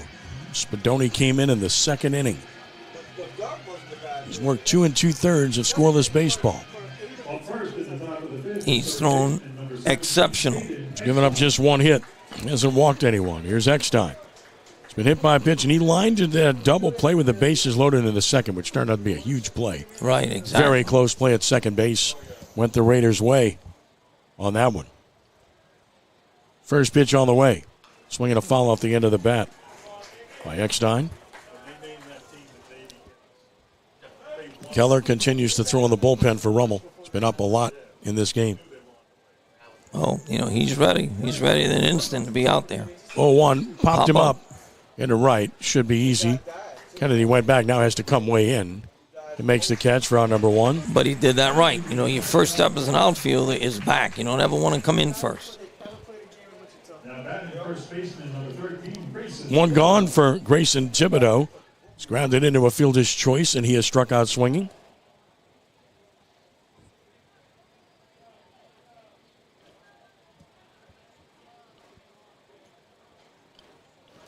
In from the right side. First one on the way. Fastball just missed the outside edge, 1-0. Pretty good pitch. Yeah, that's a striking game 1, but that's a ball here. Right. That's a correct call. And it's been a ball the whole game. And this has been a much better call game. Clearly behind the plate. That looked like a good pitch, but it's called a ball, and it's 2-0. Right. Maybe about a ball off the plate, 2-0 the count. But these pitches are right around the plate from Spedoni. Here's the 2-0. And that's a ball ripped foul down the left field side. It's 2-1. Peyton's still working free and easy. Don't see any sign of fatigue at this point. Right. Again, a reminder, as we mentioned earlier, he had only thrown 6 innings all season coming in. And he may want to double in that here. Here's the 2-1 pitch. Ground ball to the pitcher. Nice job by Peyton. Throw the ball. And he gets it to first easily for the out. 1 gone. 2 gone, rather. 2 outs here in the 5th. And now he'll face Braden Rachal, who's popped to second, and he's grounded to first. You got to love it. 4 or 5 pitches, 2 outs. Look at him. He's ready to pitch. Oh, yeah. He's been working quickly, working confidently. Rachal's popped to second, grounded to first. Spedoni brings it. It's in the dirt, 1-0.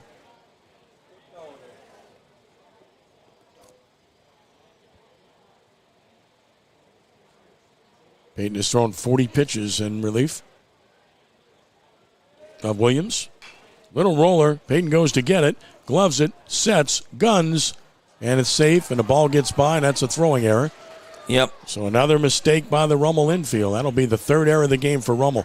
I mean, he had to go get it. He'd show good athleticism to go get it. Had time. Might have slipped a little bit, but he threw the ball low, and Bernard couldn't pick it. He had time to make that play. So 3 errors on Rummel already, and they haven't had to pay. Can they get out of it again? Right. And you've got to play better defense than this. You have to. Here's Oni, who's grounded out twice. Peyton kicks around at the rubber. He mad at himself there as he made a great pitch. Should have been an easy inning. Right. Instead, he's got the left-hander Oni to deal with. Should be in a dugout. We're going to get a runner at second base, it looks like. So at second base, you've got Jacob Dean running. Dean runs at second. With a good hitter coming up now with a man in scoring position. First pitch to Oni, and a swing and a fly ball, short left. Ramirez should have it. He's there. He's got it, and Spedoni continues to do a superb job. In the inning, no runs, no hits, 1 error, 1 left. They've left 8. Let's take a stretch from Mike Miley, bottom of the 5th coming, and it's 4-1 Rummel over Alexandria as the Raiders continue to maintain the lead. High school baseball on Crescent City Sports is brought to you by the Lamarck Motor Company in Kenner. The Lamarck Pre-Owned has a huge selection of pre-owned vehicles, all makes and models. We even have great deals for under $12K. Must be a reason. Can't say enough about Spedoni.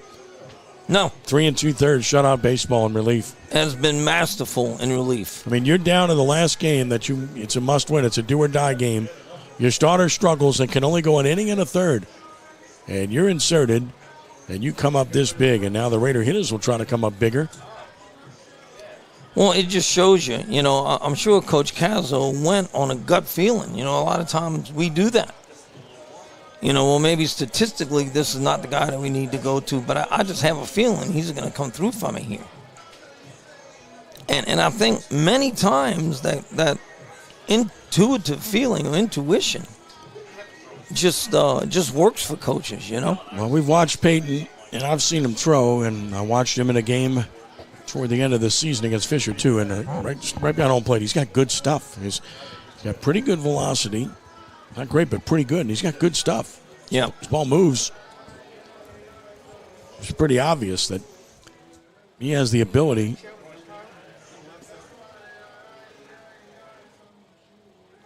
I'm not sure what's going on here. The center fielder is running in.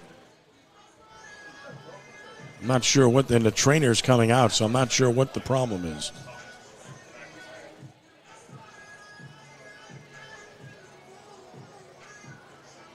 So trainers are talking to the center fielder, Palmer. Both trainers, one for each team over there, along with the third base umpire. I hope he's okay. I mean, he ran in, and he's standing up there, but I'm not sure what it is. He throws his glove, and you can see the tears. It's a shame. Yeah. That's a shame. I hate to see it. So Palmer's going to have to leave. Man, that's a shame. K.J. Wright will take his place center field. I'm not sure, what it was, what the issue was. But Wright's going to take over in center field. K.J. Wright for Palmer.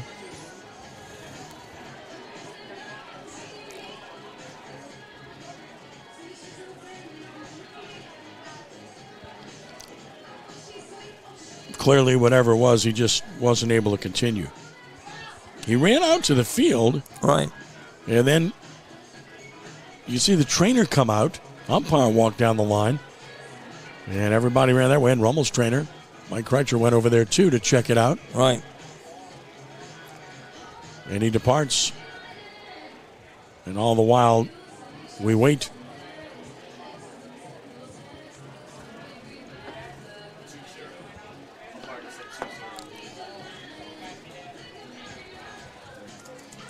Down in center field for Alexandria. Number 20 is K.J. Wright. So Wright in center field.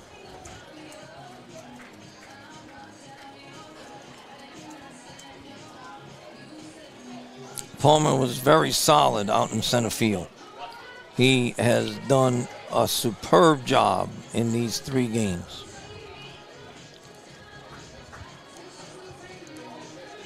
So in the change, McGowan is now in center, and K.J. Wright is now in left field. So K.J. Wright's going to left field.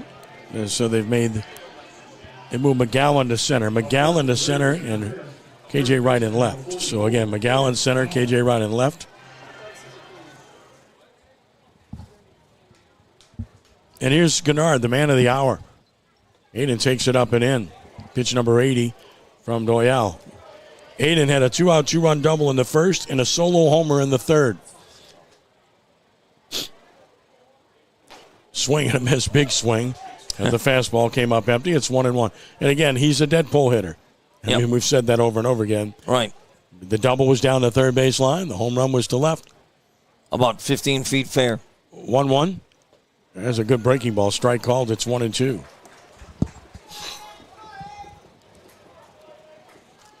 Bernard stepped out, settles back in. 1-2 the count.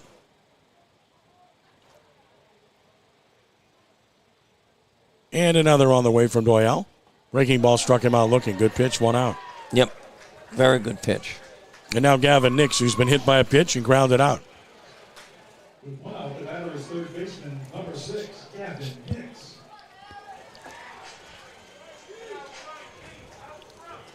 Nix will stand in.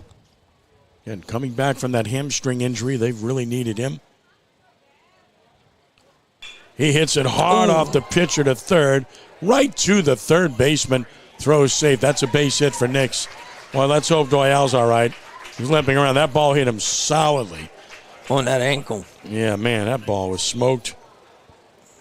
Let's just hope he's okay.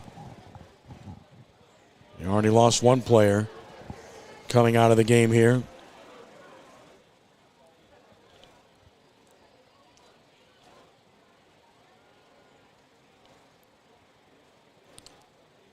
So they're going to visit with him and make sure that he's all right.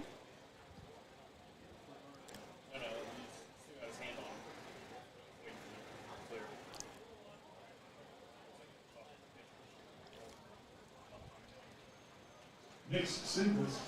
Checking in at first. Pinch runner, number 19 is Jack Hurd. Jack Hurd's going to run at first for Knicks with that hamstring.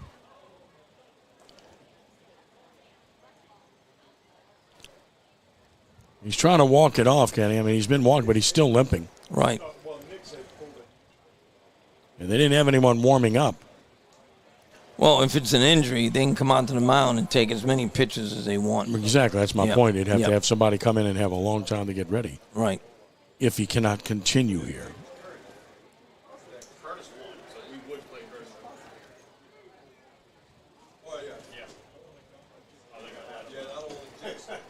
I think he's going to try to throw a warm-up toss or two here. That one looked pretty good. Yeah, I mean, I think it went off his right ankle. Mm-hmm.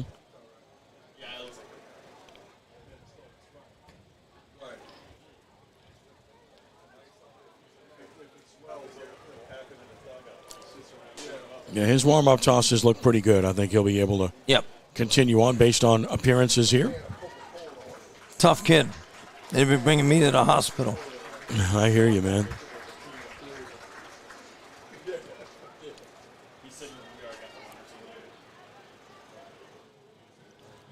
I got hit on the shin one time. Yeah. I limped for 6 weeks. No fun, buddy. Nope. Knicks, a base hit. Jack Hurd runs for him. Lenny Klein bats. He's flied out and he struck out. 1 for 9 in the series. Hurd a lead. Not going. Pitch is high.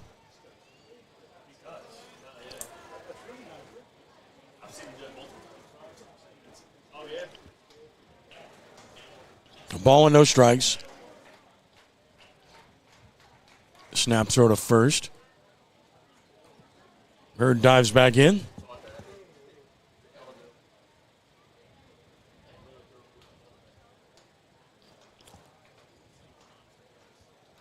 Loyal from the stretch. Pitch is down and out. It's 2-0 to Lenny. I've been noticing the whole game, never said anything. He really throws across his body. He steps almost toward the dugout to throw. That's outside. It's 3-0.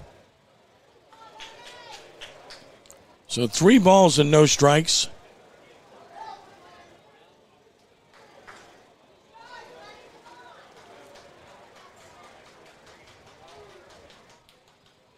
And he took it high and tight, ball 4. So, first and second with 1 out. Aaron Sebia, who's had a rough day, 0 for 7 in the series and had a couple of boo-boos in the field, and he'd love to atone for that. Right. Right here. Love to keep it going here for him. Break out of that. I can assure you he won't be playing infield at the next level. No. And that's not a criticism because he's an elite pitcher. No, because, he'll be throwing every 4th or 5th day. Or, a Friday night starter, a Saturday night starter. For Tulane University. Not a bad university. You know a little bit about it? Here's Giancarlo with 2 on and 1 out. Took it high, 1-0.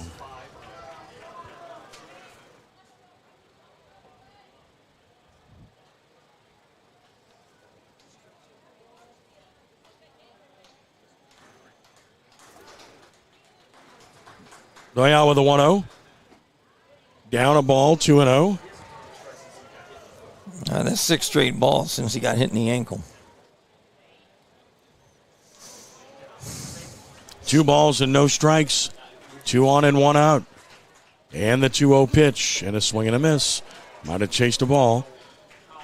A little bit up, maybe out of portion. It's 2-1.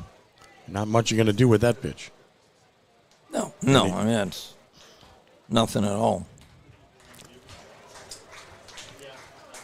2 balls and a strike.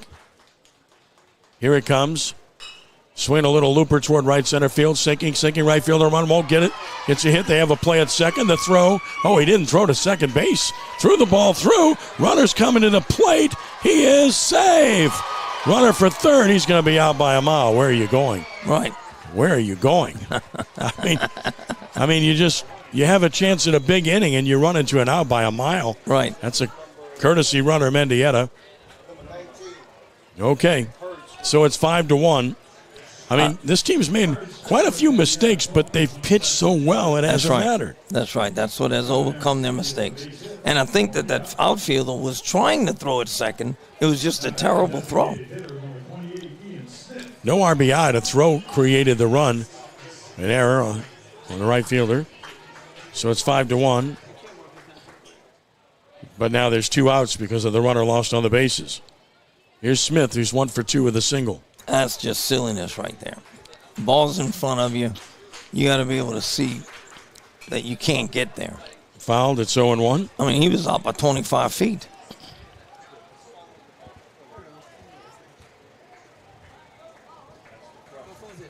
No balls and a strike. 31. That is Will Pell.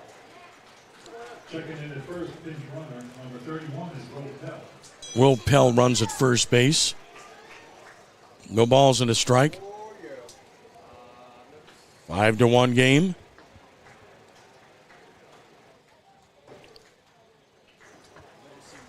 Time called. Smith will stand back in. Big shout out to our friend Don Stout. Great to hear from Don. Still a Christian Brothers guy. Yeah. He's a good man. Wonderful person. 0-1 the count. The pitch. Swinging a line drive base hit down the right field side. Boy, how big is that out now running on the bases? Absolutely. On his way to second with a double is Ian Smith. How about this freshman?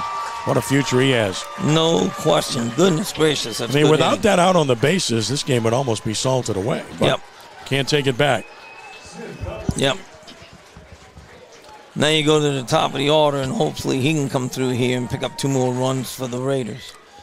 That might be it for Doyle. I mean, he has really scuffled and given his team a chance by battling through this.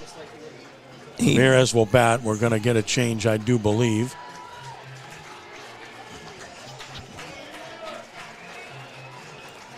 Dial's going to depart. It looks like the outfielder's going to come in to pitch.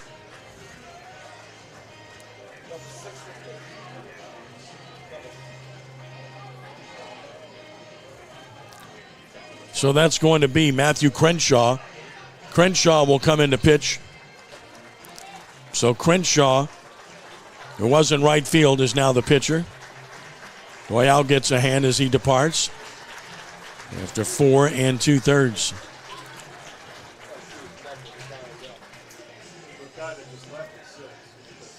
So Crenshaw takes over on the mound. Matthew Crenshaw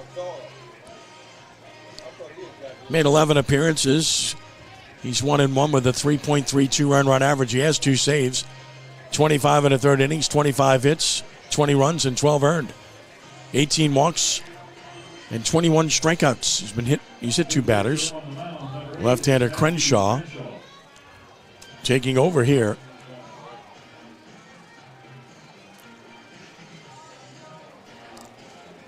And it's going to be Justin Hesney in right field, number 11. Justin Hesney will be the right fielder.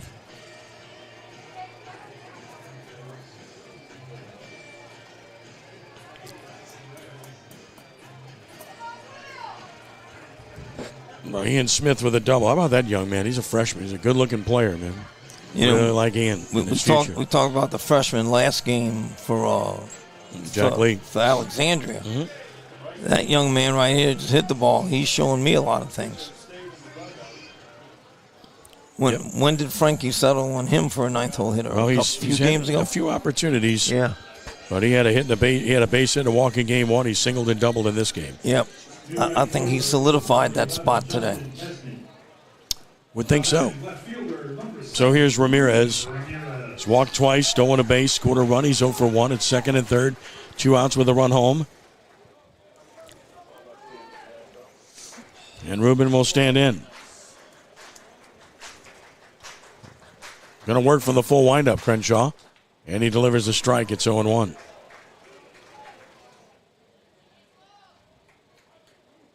(5-1) Raiders in the fifth. Crenshaw with the 0-1. Bounced it to the backstop. Oh, he didn't come. And now they throw it away on the throwback. Goodness gracious.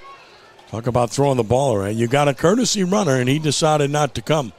Well, here's what happened. So what you have here is this is high school baseball. Right. And you get a lot of guys that come off the bench and run, and they're cold. And they're courtesy runners. They're cold. They're not concentrating. When you're on third base, you have to anticipate a pass ball on every pitch. Right. If you don't anticipate, you're flat-footed. Yeah, that's a play you could have scored on for sure. 1-1 the count. And maybe the guy on second scores on that, too, with the bad throw.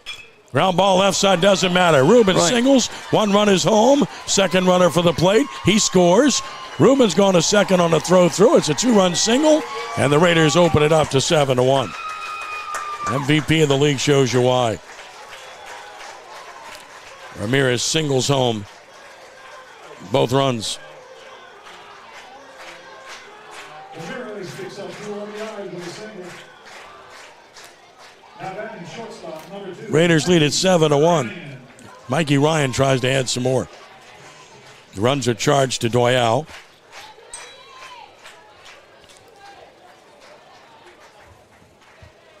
Here's Ryan. Single, double, driven home a run, 2 for 3. Way outside, 1-0.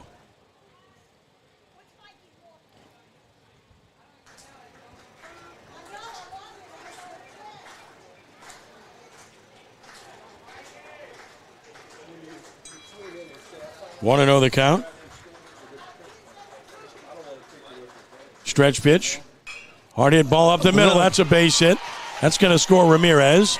A 3-hit game for Ryan. Rummel's broken it open. 8-1 Raiders. 2 RBI game for Ryan, who's showing you his vast skills here today. And, of course, the good base running by Ramirez got him the second when he saw the throw go through. And you can't underestimate that. Correct. Absolutely. Got him another run. And here's Kennedy. Gavin has walked. He's flied to center twice.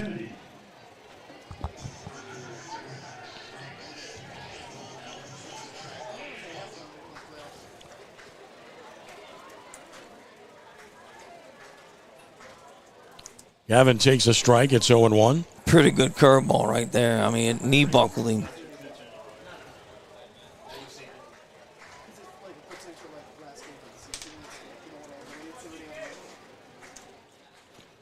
No balls and a strike.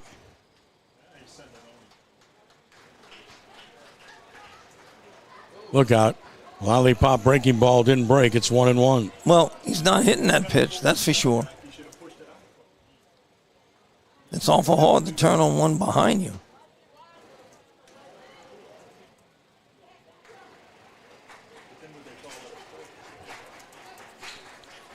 That's way high, and it's 2-1.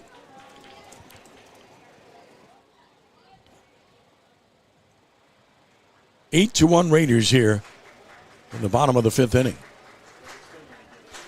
Bullpen busy for Rummel. 2-1. Swing and a foul. Third base side. That was an inside-out swing. Yeah, it was inside out. Yeah. Tried to stay inside the ball and inside out of it. Right. 2-2 the count. Good cut, nothing wrong with that. But the ball was inside, a little bit too inside. 2 balls, 2 strikes with 2 outs. Okay. And the pitch. Breaking ball, and that's going to be a base hit to left center. Rounding second, Ryan. He's gone to third, and he will slide safe at third. Oh, they called him out. You got to be kidding me. He was already on the bag. That's a horrendous call. Oh, my. The inning, I'm not going to say anything else. So the inning ends on a player being safe at third base, for whatever that is worth. But not really. But not really, right? Right. Goodness gracious. So the Raiders in the inning get 4 runs as they broke the bats out and had 6 hits in the inning with no errors, stranded runner. They've left 7. After 5, Rummel leads by 7, 8-1.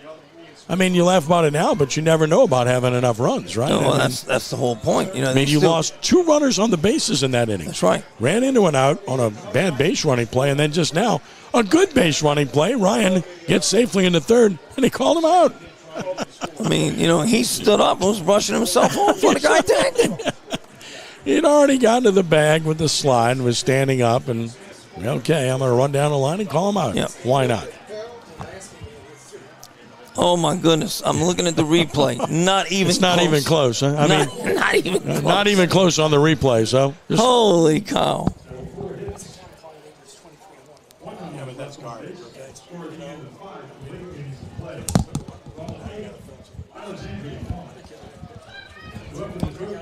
So Spedoni goes back to the mound. Rummel has an 8-1 lead as we go to the 6th inning. And Spedoni will face Jackson Ross here to start the 6th. Really? Okay. I thought both coaches.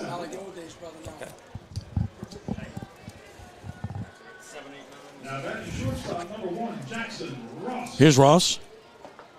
New second baseman, I think, huh? Oh, no. Here's Ross at the plate. It's grounded out, popped out. First pitch. That's a strike from Peyton Spedoni, who's been terrific.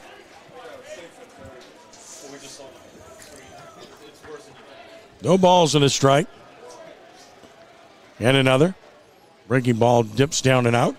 Count is even at a ball and a strike. That could have been a gigantic inning for Rummel. No question. 2 players count out on the bases. No question. 1-1 the count. Here it comes. Just missed the outside edge, 2-1. What I love what Spedoni is doing. Got a 7-run lead, and he's around the plate still. He's still trying to throw strikes, put the ball in play. Payton with the 2-1. Same place. A little bit down and out, 3-1. Good take by Ross. Bullpen's ready for Rummel if needed. You have twin right-handers throwing now. 3-1 the count.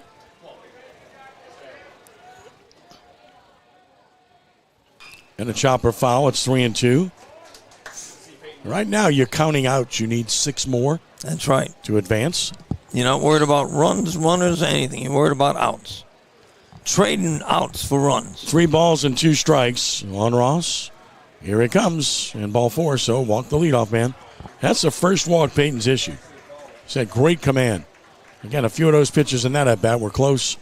So here is Crenshaw. Now the pitcher. He's been hit by a pitch, scored a run, and he's reached on an error. Now, the thing great is that he is at 48 pitches in the 5th inning for him. That's great. Well, 4 2/3. Capacey throwing in the bullpen for Rummel. They switched off. He and Keller been throwing. That's high and away, ball 1. Now, this is what we're talking about. Now he might be getting a little fatigued. Yeah. Since he just hasn't gone that long. Nope. Want to know the count? Nugent throws in the bullpen as well. That is a strike over the inside edge. 1-1. Yeah, and if you're Alexandria, it's wise to make him throw pitches at this stage, being down and trying to extend him. 1-1 the count. Here's the pitch. That's way high, and it's 2-1. Peyton goes for the rosin bag.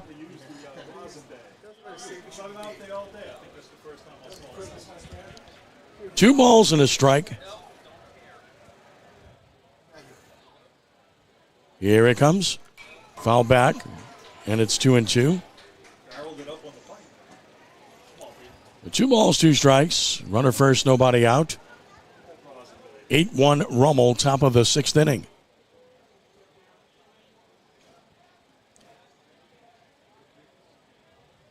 Two. Fouled off the end of the bat to stay alive. That's a great pitch, right? That's a great spot.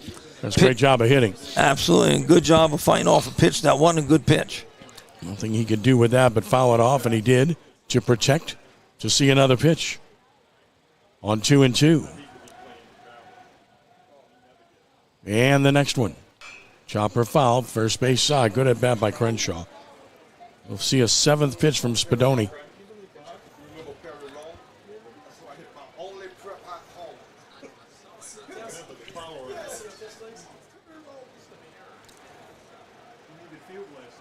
Payton again will stretch. And the 2-2 pitch and a swing and a foul. Some battle here. Yes. This will be the eighth pitch of the at-bat, the longest at-bat for the Trojans in this game.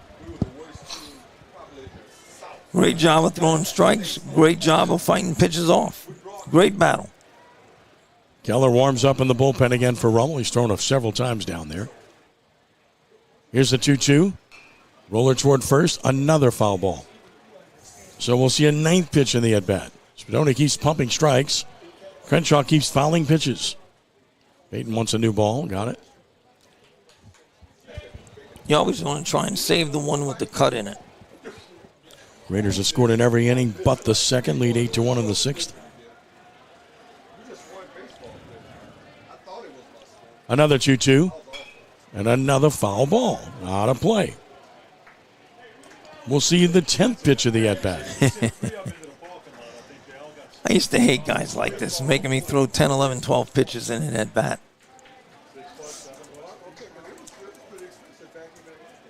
He's choked up. He's protecting the plate. You got to love it. Here's the pitch. And a breaking ball missed inside. It's 3-2, so he'll see an 11th pitch in this at-bat. As a hitter, that's a great thing. You've seen everything this guy's got. Ground ball up the middle. Pitcher's just going to take the out at first. Could have gone the second, but he just took it out.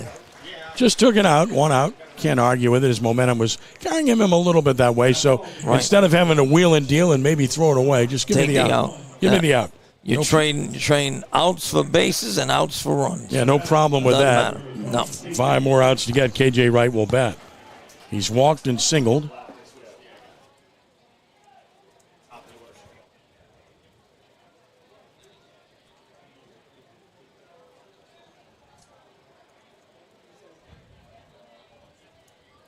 Here's the pitch. Popped him up. Playable. Short right field. Kennedy the catch. Come on, Mr. Spedoni. You got to go back up third base on that instead of sitting there taking pictures. Two outs. And that will bring E.J. Scott to the plate. He's been hit by a pitch, lined out, fly to center. He hadn't been out there much, though. I mean, it's a learning curve, I'm sure. Right. But he is proving today that he is an important piece moving forward for Rummel. Absolutely. Showed me a lot today. Here's the pitch. That's a strike. It's 0-1. You know, you get concerned when your starter's out in an inning in the third. Now you're concerned that this is going to be an 18-17 ball game, you know. But he's just come in and just masterfully has dealt with the Ash bat. There goes the runner. The pitch is away, no throw, and he'll steal third. And you basically say, who cares about that? Right. No harm done. Count goes to 1-1. The run means nothing. So if he gets a base hit here, now the score is 8-2. Well, you're just worried about getting a hitter. That's the whole point. Right. That's exactly 1-1 the count. 2 outs. Scott waits the pitch. Hard hit ball, base hit up the middle. So they do get the run. Well, he'd have scored anyway. He would have scored anyway, and it's an 8-2 ball game on an RBI single by Scott. Only the 4th hit of the game for the Trojans. They're still fighting, and here's Miguel McGowan, who has 2 base hits and an RBI in the game.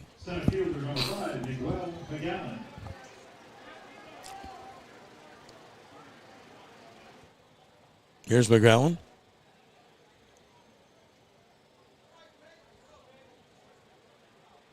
Here's the pitch. That's a breaking ball for a strike.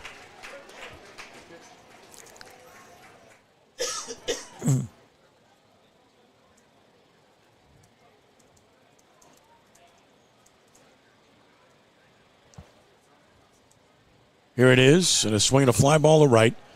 Easy chance for Kennedy. He's there. He's got it, and the inning is over. 1 run in the inning on 1 hit. No errors, and 1 left. And that's now 9 left on base for Ash. Bottom of the 6th coming. The Raiders 8 and the Trojans 2. And now Rummel's 3 outs away.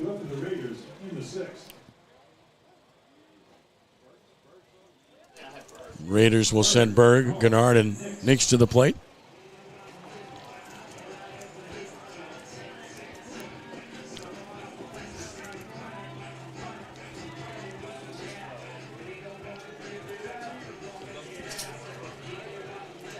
And we're going to have a new pitcher in the game. It's going to be Nate Oney taking over on the mound. Oney takes over for Crenshaw.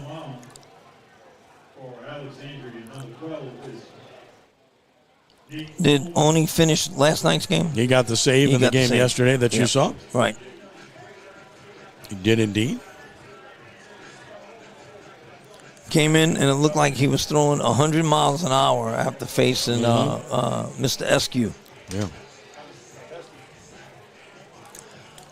And what this really shows you, the great job that the senior Eskew did last night against the Raiders. Yeah. I mean, just baffled them for 7 innings. 6 2/3. So Oney takes over. Oney, 8 appearances. He's 2-1 on the season, a 3.17 earned run average. 3.47, pardon me, with 1 save. That was yesterday. 12 1/3 innings, 11 hits, 10 runs, 6 earned. He's walked 5, struck out 19 in those 12 1/3. He has hit 3 batters, so he's a strikeout pitcher.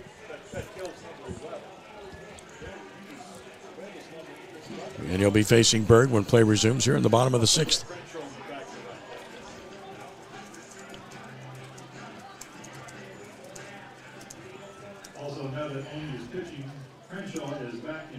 So Crenshaw goes back to right field with Oney pitching. Here's Berg. He's walked and scored, struck out and grounded out.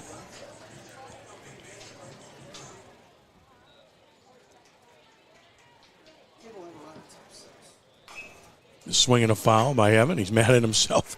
He thought he should have handled that. 0-1.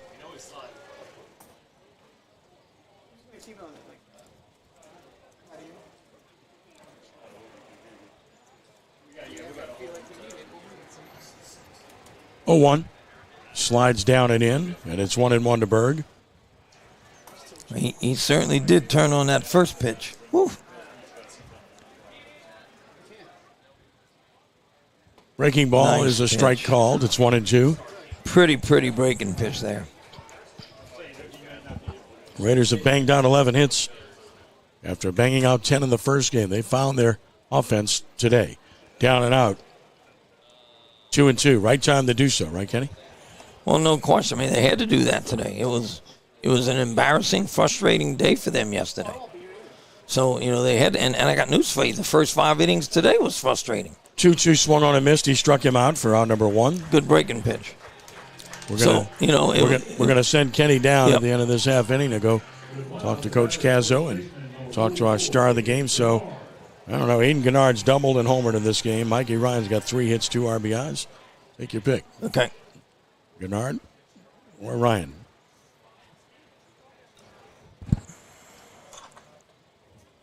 Pitch missing away, ball 1. Okay.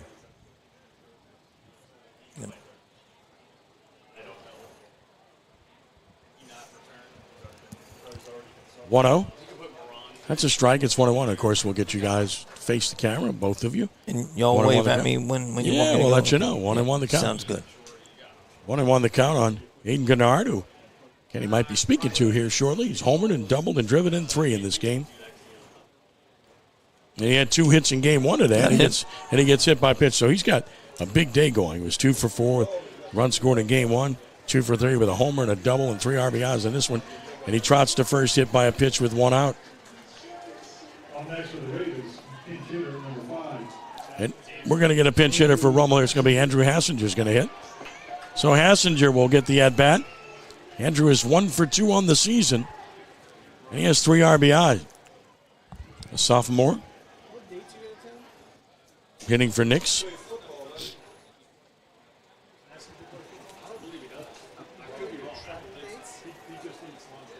Here's Hassinger. Football player, too? No.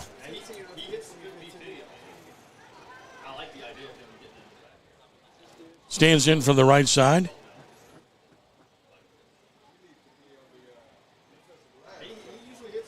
Check of the runner.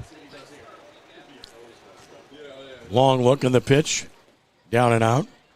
Still impressed by Ray Shaw the way he shifts his weight. Blocks the ball, scoops the ball. 1-0 the count. Absolutely. Does a great job. 1-0 the count. Ready now. Long look in the pitch. Bounced out when it's 2-0. To Andrew.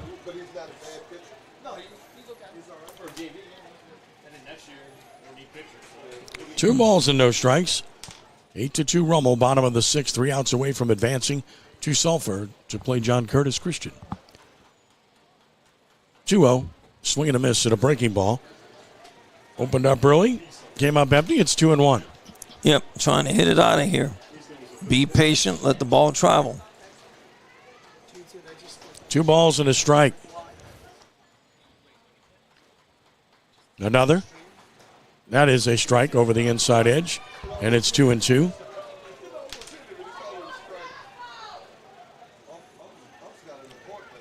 Two balls and 2 strikes. Only from the stretch. Check of the runner. 2-2 pitch. Breaking ball hit him. So Hassinger will go to first.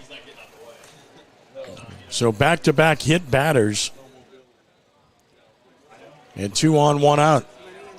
And we're going to get a runner at first base. It's going to be Joel Morange. Checking in at first, his runner, number 21, is Joel Morange. So Morange will run at first. And we're going to get another pinch hitter. Brogan Bloom is going to hit for Lenny Klein. Batting catcher, number 26, Brogan Bloom. So Bloom will bat.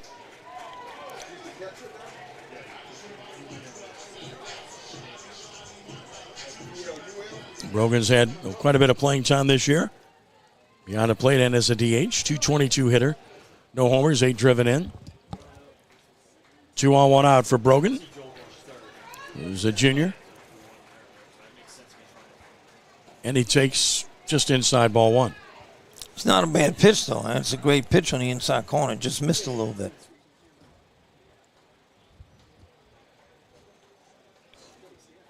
One ball, no strikes. Bloom waits. Runners first and second, the pitch. Driven up the middle, off the pitcher to the shortstop. It's going to turn into a double play. What a bad break for Bloom. 1-6-3 double play on a ball he smoked off the pitcher. Inning is over. Right. Raiders with no runs and no hits, no errors, 1 left in the game. They've left a total of 8 on base. Kenny will head down. We head to the 7th. And it is 8-2 Rummel over Alexandria. Raiders 3 outs away here.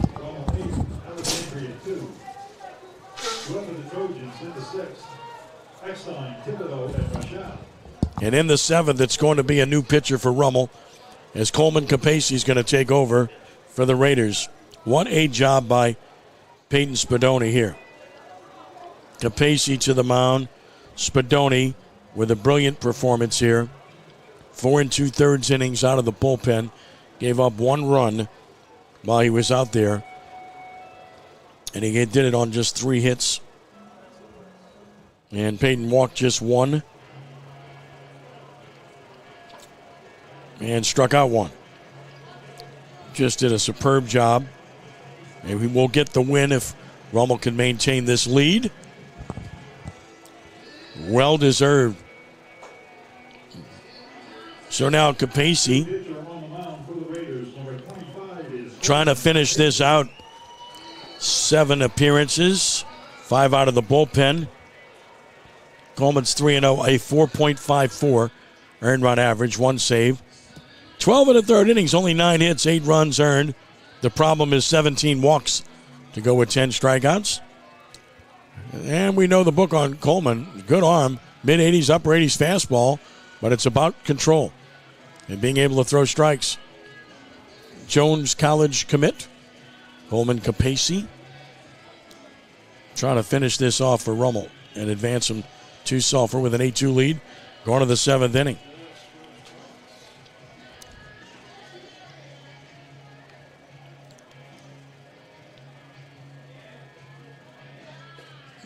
Doyle, the pitcher of record, on the other side of things.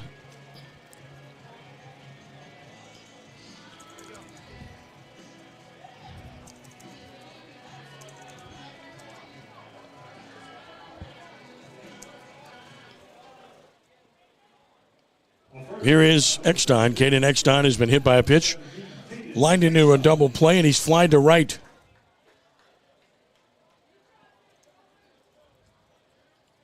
Capacey with his first pitch. That's outside, ball 1.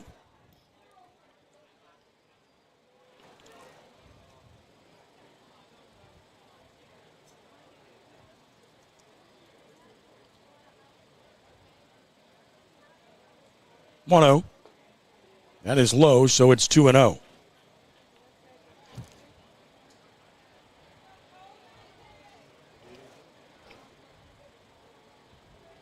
Two balls and no strikes. And that's a strike. It's 2-1.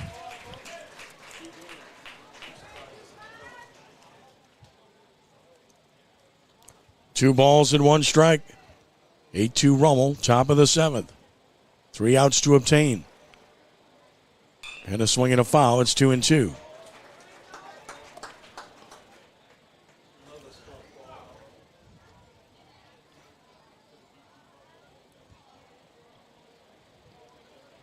Left-handed hitter back in. 2 balls, 2 strikes. From the stretch. And to the plate. And he missed high and away. 3-2.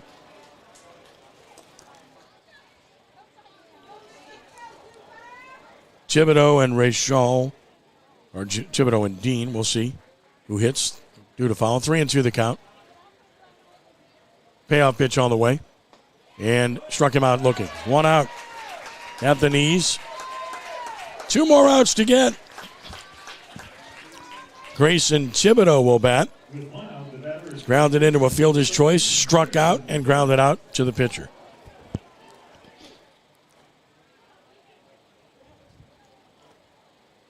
Bats with 1 out. Capacey with his first. Doesn't get the call. High outer portion of the plate. He looks in, asking, but no call. It's 1-0.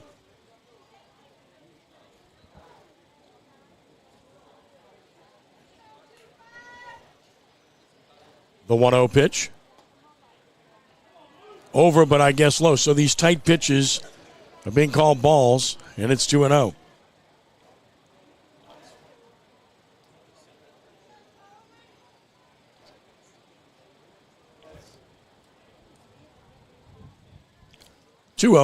That's low, so it's 3-0.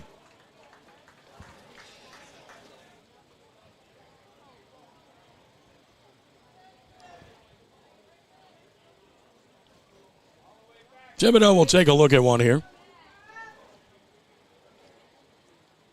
And he took a look at a strike. It's 3-1.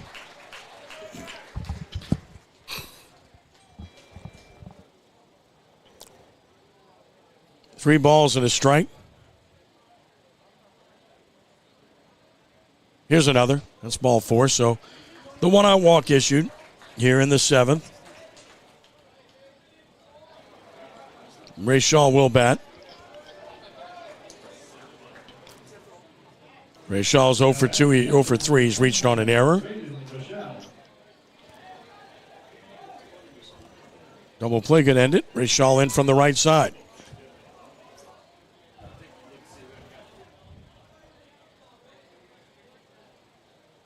First pitch is melted down the middle. It's 0-1.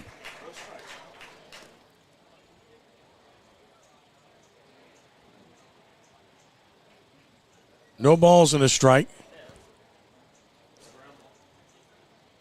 Another on the way. Breaking ball beat up the middle is short. Ryan will step on the bag, throw to first. There it is. Double play. And the Raiders are going to Sulphur, defeating Alexandria here by the score of 8-2 in Game 3 of this series.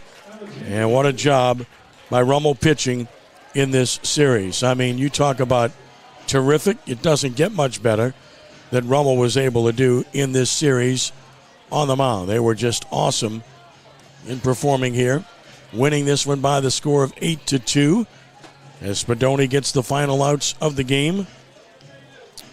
And congratulations all around. Handshakes taking place. We'll check in with the winning coach and a star of the game coming up here as well very shortly. What a job by Rummel pitching. I mean, you look at what they did in this series. Gave up 8 hits in 3 games. Gave up 5 runs in 3 games. And you're just not going to lose baseball games that way when you pitch in that fashion. And the pitching depth was obvious, but today it was all about Peyton Spedoni, what he was able to do in Game 2 to come in when he was needed, when it started to struggle, to get the job done in this fashion. Just a fantastic job done by Spedoni in this game. So, what a job. What a job. So, Frank Cazzo and Aiden Gennard making their way to Kenny, and we'll go to them here momentarily. As Rummel advances, the Raiders improve to 25-8 with the win. Alexandria to 20-12 with the defeat. And we'll go down to Kenny as soon as he's ready here. And take it away, Kenny. Ready? Go ahead. Okay, here we go. All right. Some second guessing yesterday with our hitters. What did you tell them after yesterday to be able to come out and play today? Well, I'm going to tell you, Ken, I didn't tell them anything. It's a mature team. I told them to come out and play. Just come do your job, and that's what we did. They took care of themselves. That's outstanding. I cannot say enough about the job you guys did on the mound. Yeah. I mean, a total of 8 hits in 3 games for the other team. And, even some miscues defensively didn't hurt us. So impressed with your staff. What'd you think? Well, I thought Spedoni came in and did a great job today for us in Game 3. Calabria was outstanding. He's been great for us all year long. So I thought we played very well. That sounds good. And I know, I don't know if you're aware or not, Curtis did win, so give me some thoughts about next week in Sulphur. Yeah, it's going to be fun. I wish we could play right here, but it's going to be fun. All right, boy. Hey, great job. Good luck next week. Here, take care.